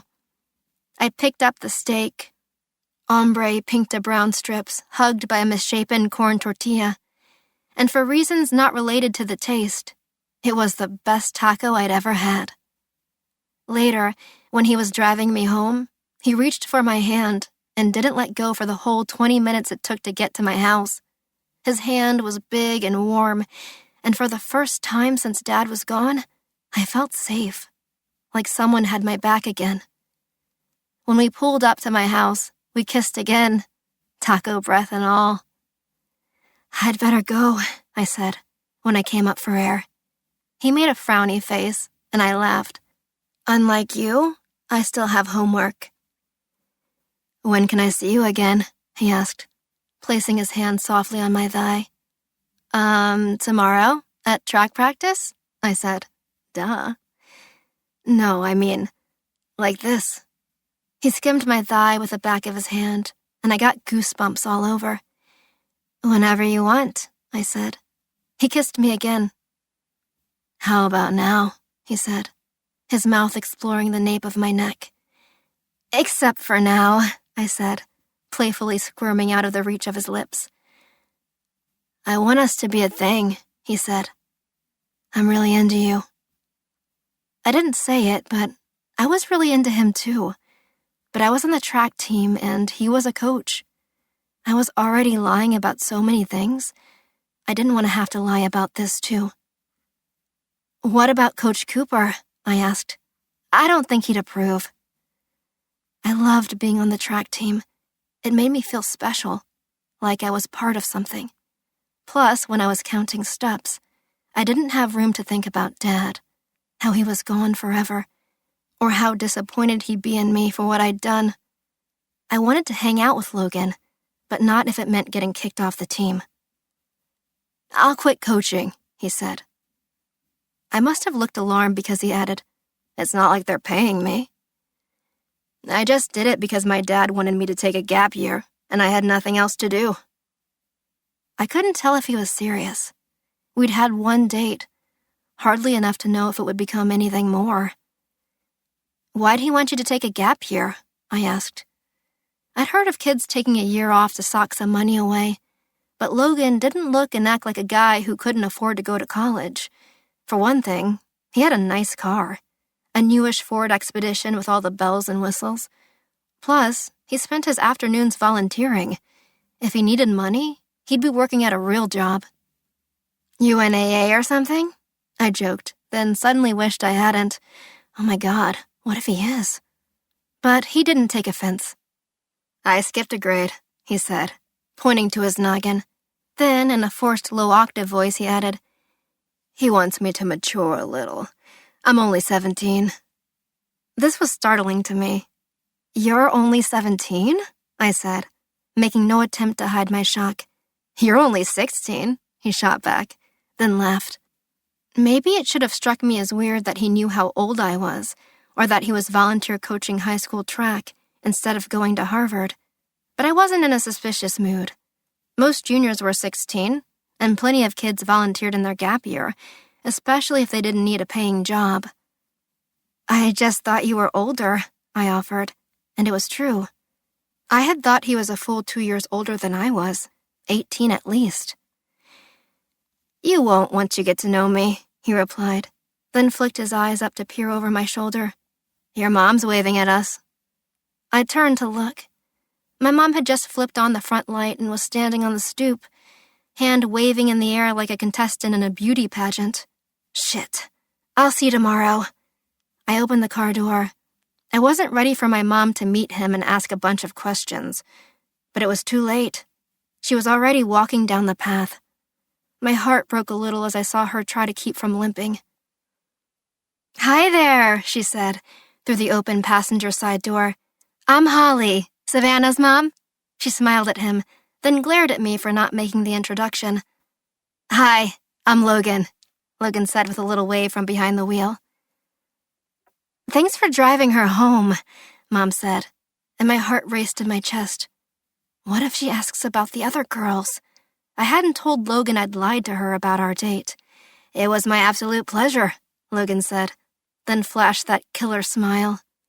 You have a lovely home, he added, gazing up at our house, and I wondered if he was trying to butter her up. Thank you. Are you a classmate of Savannah's? Mom asked, no doubt wondering what a boy was doing at a girls' track team dinner. I braced myself for her reaction when he told her he was a coach. But he didn't tell her he was a coach. He said something utterly mind-blowing.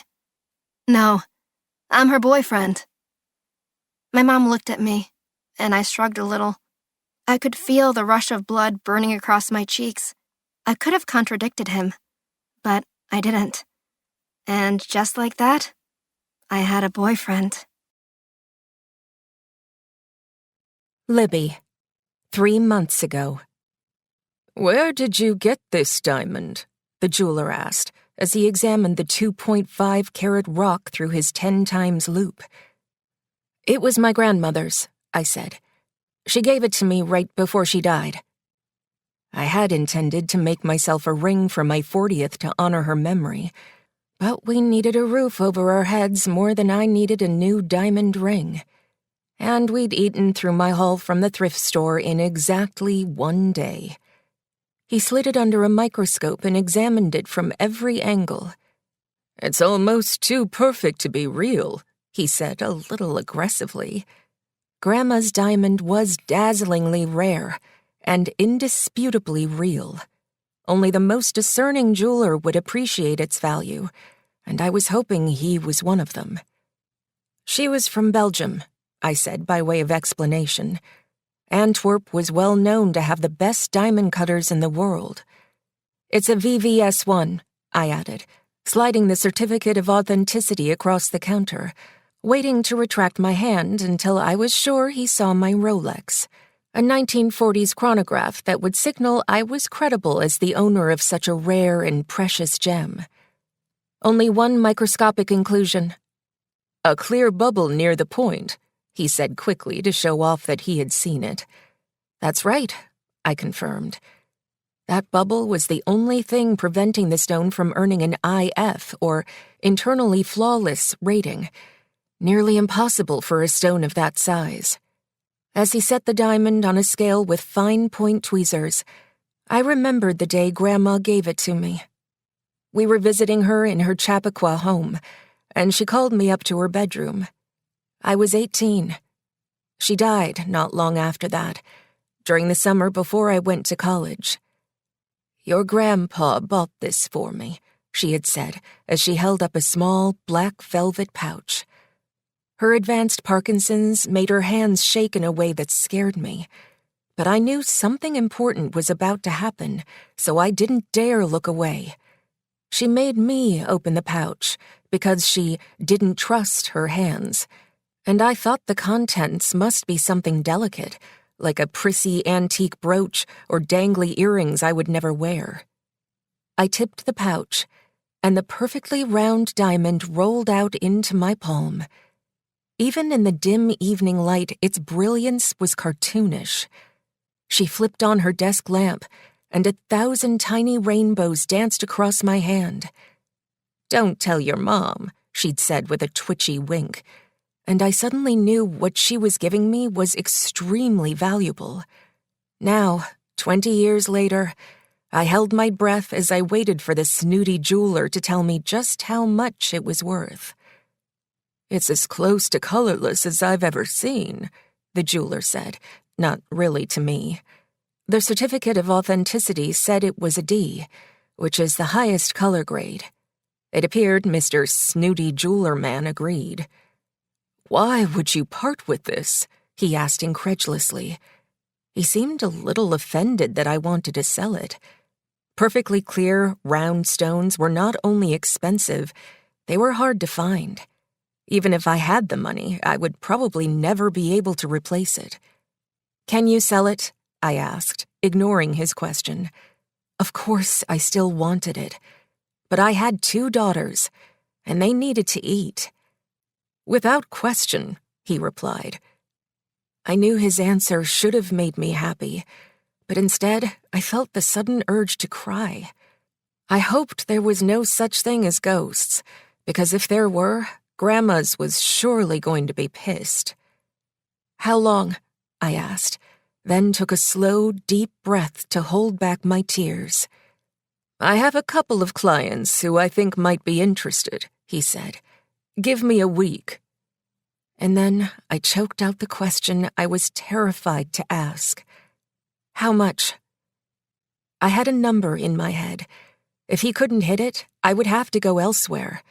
I had identified 2 other jewelers who peddled high-end stones, and their addresses were already programmed into my nav. He scooted sideways on his stool and typed a quick search into his computer, then swiveled the screen so I could see. I almost gasped. It was worth more than I thought. A year's worth of mortgage payments, with enough left over to keep my kids in dance lessons, pay down our credit cards, and finally get my hair done. Yes, that would work, I said simply. Andy's meeting with mega mogul Jack Kimball, our supposed savior, was on the books for the first week in September, but we still had to make it through the summer, and I had no more clothes left to sell. I said a silent apology to Grandma as I signed the consignment contract. If she didn't want me to sell it, maybe she could gather some of her supernatural friends and make something happen for my husband. I slid the contract back across the counter, then retracted my shaking hands. That diamond had been my safety net, and now I had none. Chapter 17. I wanted to hate her, but when I was sitting across from her in her Martha Stewart perfect kitchen, eating scones fresh from her gleaming Bosch oven and drinking espresso pressed from her top-line Breville, it suddenly became impossible. Because I realized if my husband were working, I would buy those things too. Perhaps we have more in common than I'd thought. I'm really jealous of your house, I blurted, because keeping it in was harder than just saying it. It's absolutely perfect. I meant it as a compliment, but when I said it, she looked kind of stressed out. It's too much, she said. What do I need with a table for 12? She added, indicating the textured, hand-carved, reclaimed barnwood table with matching high-back chairs. Her disdain for her Provençal perfect dining set confused me. I would have died for a dining room like hers. Maybe she isn't much like me after all. I'm guessing you moved from a smaller place? I probed. The Connecticut brick colonial I grew up in had a table that could seat 16. We rarely used it, but my sisters and I still had to dust the chandelier and polish the silver at least twice a year. She quickly pivoted. Sorry, I'm just not used to it, she said, avoiding the question. Savannah loves it here. I did it for her, so she could go to a good school. Aha. She had not only moved from a smaller place, but also a lesser neighborhood. I suddenly felt like my husband, collecting facts to find the story. My theory of the rich boyfriend scooping her out of poverty was gaining traction. How else could she possibly have gone from rags to riches in a few short months? We moved here for the schools too, I said to show some solidarity. Where was she before? I asked, being careful to make it about Savannah so she didn't feel like I was prying into her past. Her dad worked at the courthouse in Van Nuys, so we lived near there, she said. I tried to imagine what a residence in Van Nuys might look like. All I knew was that they had a lot of car dealerships there. I had gone to one when we were shopping for my Lexus. She was at the local high school, Holly added. It was not ideal. Her face flickered with sadness, and for a moment I thought she might cry. I suddenly felt terrible. My new neighbor invited me over for homemade scones, and I was grilling her like a two-bit detective. What kind of heartless bitch have I become? I was only picking her life apart because I was unhappy with mine. So she got a new boyfriend who swept her out of poverty to live in a pretty house. Lucky her. I quickly changed gears. We should have a dinner party, I said brightly. Put that table to good use. I'll make a big pot of spaghetti. You make the dessert. We can celebrate your beautiful new home. She seemed unsure, so I added, I'd love for my girls to meet Savannah. Having a babysitter across the street would be a godsend. I didn't have much use for a babysitter, since Andy and I never went out. But it was a nice idea in theory. You want to do a party here? Holly asked, and I suddenly realized inviting my whole family over to her house was terribly presumptuous. I quickly backtracked. Or we'd be happy to have you both over. That's probably easier. No, she said. I think having a party here would be nice. And she smiled a little, which made me smile too. We'll do it together. You don't have to make everything, I assured her. I imagined us cooking together in her glorious kitchen. Everything looked so sparklingly new. As I played the fantasy in my mind, she said something that surprised me. I've never had a friend like you, Libby. I suddenly felt self-conscious. Was I too pushy? As I wondered what she meant by that, she added, My old neighbors just kind of kept to themselves, you know? I figured it would be even more like that here. But you're like the nicest person I've ever met. I felt a flash of shame. Just a few short minutes ago, I was trying to convince my husband she was a murderer. And here she was calling me nice. I was the opposite of nice. But in that moment, I vowed to rise to her opinion of me. You're the one hosting, I countered. But I'll make my husband do the dishes, I assured her, then tried to lighten the mood with a joke. You don't want him cooking anything, trust me. The hardest recipe he can handle is microwave popcorn, and he still burns half the kernels. She laughed, and a little snowflake of scone popped out of her mouth. Oh, I just spit on you, she exclaimed, covering her mouth. I waved my hand in the air to assure her I barely noticed. I have a 4-year-old. I'm used to getting spit on, I joked. I took a bite of my scone, then relaxed back in my chair. I had never had a friend like Holly Kendrick either, and I was intrigued by where our budding friendship might go. Jack, 3 months ago. My mother wants us to come by for Thanksgiving, Kate said as she rubbed oil on her face. She complained about how she was drying up since turning 50, but I barely noticed the tiny lines around her eyes and mouth. To me, she was more beautiful than ever. That's fine, I said from my side of the bed, silently hoping no one would be in jail by then. I didn't like to keep secrets from Kate. In our 20 years of marriage, I'd never had any secrets to hide. I'd never been tempted to have an affair. I didn't gamble, get drunk, or do drugs, not even pot. Every dollar I made went through Kate. She was so good at managing our money that I made her the CFO of my production company. As a board member, she not only knew exactly how much money we had coming in, she also knew where I was and who I was with at all times. As the saying goes, she knew where all the bodies were buried. And I used to like it that way. But now it was a problem. I had friends who were serial liars. They had affairs and hid money and cash, which they blew at the track, the craps table, the occasional back alley. Big portions of their lives were walled off from their wives, and they were masters at keeping their debauchery secret. Compartmentalizing, they called it. What she doesn't know, they would say, can't hurt her. Did the wives know about the gambling and the affairs? Some did. Some also didn't care. I had a co-star who slept with multiple women who weren't his wife during our film shoot. When I asked him about it, does your wife know you run around? He said simply, she likes having a ski house. I took that to mean, yes, she knew, but considered a ski-in, ski-out in Aspen fair compensation for her husband's indiscretions. "Okay, I'll get the tickets," Kate said, then closed the bathroom door for privacy.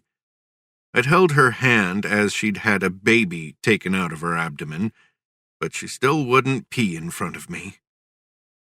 I had convinced myself that I was protecting Kate by not telling her about the accident. A man was dead. My role in it was so much worse than anything she could ever imagine. If I told her what really happened, it would ruin everything we'd built together, destroy everything she'd held dear. My end game was to protect Kate from pain, as she'd already experienced more than enough. So I had to do something I had never done. Keep a secret from my wife. To transfer money to Holly without Kate knowing, I would have to find an asset in our portfolio that my wife wasn't tracking. Then, quickly and quietly, I would have to liquidate it. Then I would have to act like nothing out of the ordinary was going on, by getting up, going to work, talking about my day just like I always did. Evan advised me to get rid of the SUV, or at least keep it off the road for a while. But Kate would find that odd and ask me about it, and I would have to lie to her face. Lying by omission was one thing, but making up a bullshit excuse why we spent a fortune on a new car just to have it sit in the garage was something else entirely. I rationalized that moving the car was just as risky as driving it. As I said to Evan, wouldn't it be better just to keep it on the road like we had nothing to hide? He said no, it wouldn't, but I overruled him.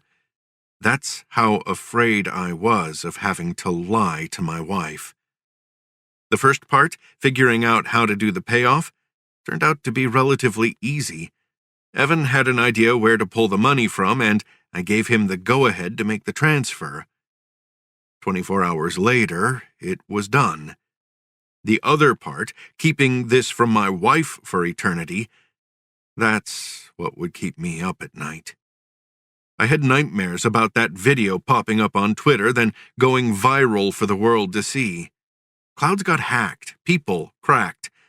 Our lives were on thin ice now. I was worried about physical evidence, mental mistakes, that damn video. But I was also worried about myself. Pretending everything was fine was going to be the hardest acting job of my life, and I would have to play the part until I died. Chapter 18. Everybody on my staff loved the script.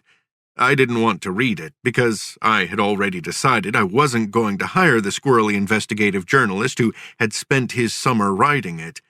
I did not want a New York Times reporter anywhere near me, especially one who was wondering where the hell I was on the day of the accident, and who could unearth that one critical piece of this horror show I needed to stay buried. It had been almost 4 months, but panic still surged through my body every time I got an unexpected knock on my door. I had played the scene out in my mind 1,000 times. "There's a detective here to see you," my assistant would say, and she would let him in. And I would lie. "No, officer, I don't know anything about an accident." And he would ask me if anyone on my staff could vouch for my whereabouts at 11:55 a.m. on May 17th, and then my staff would have to tell them, yes, come to think of it, he was acting strange. Maybe I was being paranoid, but I did not want a reporter who was capable of connecting dots hanging around my office. But I couldn't pass on a script everyone on my staff loved without a reason. It was just a matter of finding one. After 20-plus years in the business, I had become an expert in passing on scripts. We did it 99% of the time. If practice makes perfect, then I was a master at saying the word no. It was 9 o'clock. My first meeting wasn't until 11, and the reporter's script was the only one in the recommended pile. It was a tight 102 pages, but I only intended to read the first 10. Most people read scripts on their iPads or computers now, but I still liked them printed on 3-hole paper secured by shiny brass brads. I liked the reminder that a movie script was different, special.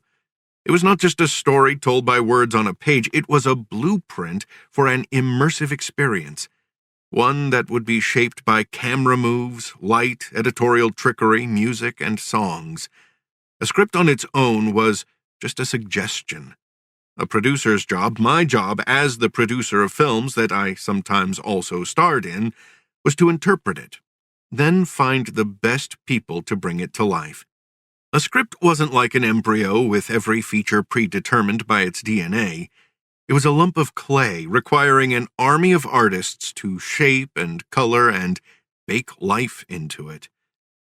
That's not to say that a good script is not important. Having a good blueprint with an exciting premise, memorable characters, and great dialogue is critical to the end product being worth anything. Producers search tirelessly for great scripts. They are as rare as a snowstorm in September. I hadn't read one for a long, long time. No one on my staff had either, and I knew they were getting antsy to find something for me. Even if this script was a little better than the others in my pile, it would be easy to find a reason to reject it. No script was perfect. They always needed work, and I didn't want to work on this one. Period. I opened the script and began to read. The writing style was crisp and engaging, and the lead character was as intriguing as any I had ever met. The conflict was expertly set up, and I decided to read a little past page 10, just to be sure the writer wouldn't be able to sustain it. A lot of scripts start strong, then go nowhere. I fully expected this one to peter out by the end of the first act, like most of them do. Then I could validate my staff for liking it, great premise, but ultimately dismiss it for falling apart. I continued reading. By the time I looked to see what page I was on, I was well into Act 2, page 53. My heart was pounding. I couldn't put it down. I realized I was quite possibly in the middle of that rare September snowstorm. If I knew it, others would too. I was told I had the script exclusively through the weekend, which meant I had until Monday to make an uncontested offer. I recalled Al Pacino's brilliant line from The Godfather about keeping your friends close but your enemies closer. If this writer's potential to discover the truth made him my enemy, did that mean I'd be wise to keep him close? Or was I just grasping for a reason to buy this script? I wanted this scary reporter out of my life, but I was competitive, and we needed scripts. I could probably get it for a song. The guy was not exactly a known quantity, and unlikely the agent knew how good it was. Big agents very rarely read. I could secure it with a lowball option, then never look at it again. Producers bought and buried scripts all the time just so no one else could have them. But if I bought it and sat on it, that might piss this potential enemy off, give him a reason to want to hurt me, and that was the last thing I wanted. I closed the script. I wouldn't finish it, because I already knew what I was going to do. I looked at the pile of other scripts to consider, and I settled in to read. Part 3. Holly. 3 months ago. Savannah stood behind me as I cried my way up the stairs. Our apartment was on the 4th floor. We didn't have an elevator, so there was no other way to get to it except one agonizing step at a time. My left knee was bound in a rigid, full-leg splint that was cinched so tight the flesh above it bulged out like bread dough. Any sudden movement sent a shockwave through the incision site, so intense it was like getting hit in the eye with a hammer. So I leaned on the rail, took deep breaths, and exhaled my way up. I reached the first landing, and Savannah handed me my crutches. "You're doing great, Mom," she encouraged. "Just 2 more flights to go." I hated crying in front of her, but there was no point trying to hold it in. Savannah understood it was all I could do just to stay upright. I gave Savannah the crutches back as I braced to mount the second flight. Pain was tearing through my leg like a siren, so piercing and relentless it trampled out the possibility of any thought other than, how long until I can rest? Deep down, I was grateful for the pain, because on the other side of the physical pain was heartbreak that hurt an order of magnitude worse. "We've got to get that leg elevated, Mom," Savannah said sternly. I looked down at my foot. It had swelled to the size of a cantaloupe. I nodded and steeled myself to keep going. After 20 grueling minutes, we finally reached the front door to my apartment. I was sobbing so hard I couldn't see. Savannah opened the door and helped me inside. She directed me toward the couch, then ran to the kitchen to get an ice pack. She propped my leg up on pillows and snugged the ice around my ankle. Then she held up 2 bottles. "Tylenol or Vicodin?" she asked. I saw she had been crying too. I took her hand and squeezed it. "Ice cream?" I responded, and she smiled through her tears. She went to the kitchen and came back with 2 spoons and a pint of Haagen-Dazs vanilla, the only ice cream worth eating. We always ate ice cream when one of us was down, and a double dose was certainly called for. "I can't go up and down those stairs again," I warned. "You're going to have to do everything." "I know," she said. "I don't mind." She took a bite of ice cream, then passed me the pint. I scraped some off the top, then flipped the spoon upside down to let it melt across my tongue. I felt guilty asking my daughter to take care of me, but I couldn't accept help from anyone else. 2 friends from my old Bakersfield crew had come to see me at the hospital. They'd brought white carnations, a pan of baked ziti, and a whole bunch of questions. "How did it happen? Did they catch the guy who did it? Are you going to be okay for money?" I guess my mom told their moms what had happened, and they were sent to get details and report back. It was nice to see them, but I couldn't eat their casseroles with one side of my mouth and lie to them out of the other. "I'll be okay," I told them. "I just need to rest. The police are on top of it. Go home." "Thanks for all the goodies," I said to my daughter, who'd already stocked the fridge with all my favorite foods. She was still sucking ice cream off her spoon, so I took another bite. As the sweet cream slid down the back of my throat, I added, "We need to be careful about money, even more than we used to be." "We're going to be okay, Mom," Savannah assured me as she took the pint out of my outstretched hand. "He gave me a debit card." Savannah's words hit me like a slap in the face. I should have been relieved to have a sugar daddy. We certainly needed one. And it's not like I didn't know we had accepted his offer. But eating food that he paid for here in my apartment made the whole arrangement feel frighteningly real. "Savannah," I said, trying to keep my voice from shaking, "I think we've done a really bad thing." As soon as I said it, I knew it came out wrong. I've done a really bad thing. This was on me. I was the adult. I shamed our family, corrupted my daughter, sinned beyond redemption. "What he did was worse," she replied flatly, and I didn't know if I should be horrified or relieved. She had found a way to justify it. It felt cruel to take that away from her after everything she'd been through. Plus, I couldn't support us, and what kind of a mother would let her own child drop out of school to pay her bills? Savannah took a bite of ice cream, then offered me the carton. I waved it away. There was no food I loved more than Haagen-Dazs vanilla, but I suddenly had lost my appetite. Chapter 19.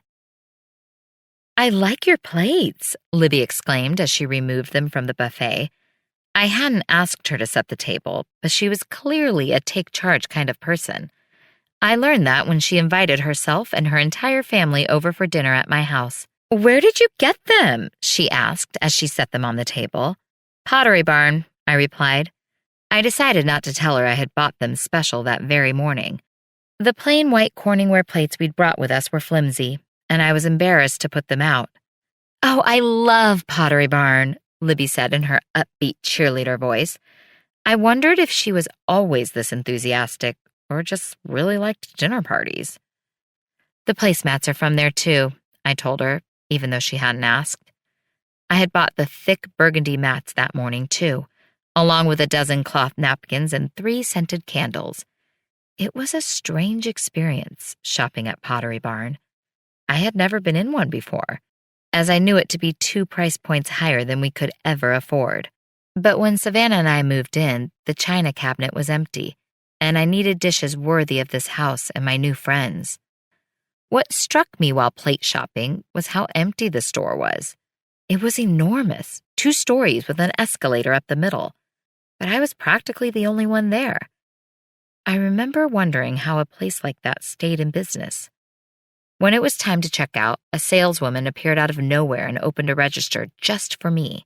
As she was ringing up my purchase, a second saleswoman swooped in and wrapped my plates one by one in thick oatmeal-colored paper. I wanted to tell her just to wrap them in the placemats instead of wasting all that paper, but I didn't want to seem tacky or ungrateful. I'd like to go there and get new everything, Libby sighed, and I wondered why she couldn't. I had always thought people in rich neighborhoods could buy whatever they wanted. She had a Rolex. Surely she could afford new dishes. I think everything's ready, I said. Shall we call everybody? As promised, Libby had brought over a big pot of sauce, and we cooked 2 boxes of spaghetti in the big lobster pot I'd brought from the apartment. I had never used it for lobster, but it was great for making soup and the occasional pot roast, which Gabe liked to recycle into sandwiches and take to work. I didn't cook in big quantities anymore, now that it was just Savannah and me. The only reason I still had the pot was because it was too big to fit in the trash. I watched with a tiny puff of pride as Libby surveyed my selection of wooden spoons. I hadn't picked them, but they were still mine, and it made me feel good to be able to share them. My kitchen at our old apartment was so small you couldn't open the fridge and the oven at the same time. The doors would bump, so the experience of making a meal with a friend was all new to me. It was fun having someone to taste test and talk with as I chopped and stirred, and for those glorious few moments I let myself forget how I'd come to have such an impressive array of wooden spoons. When I'd accepted Libby's invitation to get our families together, I thought I was doing it for Savannah, to show her I was trying, inject a seed of optimism in a landscape that had grown cold and barren. It hadn't occurred to me that I might actually enjoy it. As I watched Libby stir the spaghetti with my long-handled bamboo spaghetti server, I was suddenly super glad I'd kept that big pot. "They're on their way," Libby announced as she hung up her phone. Savannah was upstairs with her new boyfriend. We had developed the habit of texting each other in the house, and not just because the stairs hurt my knee. Her dad would have never allowed her to be alone with a boy in her room, but I was grateful she'd found someone to adore her. She deserved that and so much more. "Savannah's coming down now too," I announced, and Libby raised a conspiratorial eyebrow. "How do you like the new boyfriend?" she asked in a gossipy tone, and I just shrugged. "We'll see if he sticks," I replied. I was actually a little surprised that Savannah had said, "Sure," when I suggested she invite Logan to our dinner party, given that their budding romance was so fresh. I had thought she'd be more private about her new boyfriend, her first boyfriend. But if she was ready to share him with me, I had no choice but to share her with him too. I'd had her largely to myself up until the accident, for movie nights and ping pong and late-night bake-offs. And of course for these last 3 months too, minus the revelry. It was a little bittersweet to see my daughter stepping into new relationships, what every mother wants and fears in equal measure. The doorbell rang. As Libby went to open the door for her husband and kids, I looked at my table. I had never hosted dinner for 7, so this was yet another first in a week full of new things. New dishes, new boyfriend, new friends, new traditions. I felt a flicker of an emotion I hadn't felt for a long time. I wasn't sure, but I thought it might be hope. Growing up in Bakersfield, I was never particularly proud of the creaky prefab we called home, but I did love how neighbors would stop by with extra tomatoes from their gardens or lemons from their yards. and how it often turned into an impromptu picnic. A pasta salad with whatever ingredients we had on hand, on lawn chairs in the front yard with kids and dogs running amok. For a moment, I let myself slip into a daydream of Calabasas being my new, improved Bakersfield. It was foolish, of course, but I didn't know that yet. "Hi, beauties," Libby sang as she opened the door for her husband and daughters. "Can you say hello to Miss Holly?" "Hello, Miss Holly," the little one said robotically as the older one waved. I waved back, and Andy nudged them across the threshold. "Thanks for having us," he said. "Thanks for coming," I replied, trying to sound like having neighbors over for dinner was perfectly normal. "Let's take off those shoes so we don't get Miss Holly's beautiful house all muddy," Libby instructed, and the girls plopped down on the floor to remove their shoes. "Can I help with anything?" Andy asked, and I shook my head. "Just need to take the garlic bread out of the oven. Everything else is on the table." I'd made the bread from scratch. It takes a whole day to make a loaf of bread, plus an overnight for the dough to rise. But I enjoyed it. And what else do I have to do? The days were long without a job. Not that I missed staring at a spreadsheet all day. Work was boring. I sat under the same fluorescent light, having the same conversations with the same coworkers, patients, and insurance people for 8 hours every day. No, I didn't miss work. What I missed was being useful. That perfect balance of needing a job and the job needing me. Now that I was a kept woman, going back to work was pointless. And so I baked. "I'll get the bread," Savannah called out as she descended the stairs. Her boyfriend appeared on the landing a moment later, and I tried not to think about what they were doing up in her room. We'd, of course, had the talk. She was 16. I assumed they were fooling around. I figured she might as well do it here, where she'd feel the most in control of how far they went. "Why don't we all sit down?" I suggested. Tatum and Margot looked up at their mom, and she shooed them into the dining room. I had asked her to set all the places the same, so there were no kid seats. Libby's daughters would drink from glasses and eat with adult-sized forks, just like the rest of us. Gabe had always insisted Savannah feel like an equal at the dinner table, not be babied like he had been by his grandparents. "Kids get bossed around all day," he once told me. "Raise your hand, wait your turn, say thank you. Let mealtime be a break from that." We had a few spilled glasses of milk along the way, but we got a confident, independent kid out of it. If it wasn't for all of those empowering family dinners, the last 3 months might have gone very differently. I tried not to wonder whether Savannah's boldness would have filled her dad with pride or regret. "You have such a nice house," Logan said as he reached the bottom of the stairs. "Thank you for inviting me to join tonight." I smiled at him, then introduced him to Libby, Andy, and the girls. As he shook Andy's hand, Libby leaned over and whispered in my ear, "His sneakers cost $800. This is the end of disc number 3. Please insert disc number 4.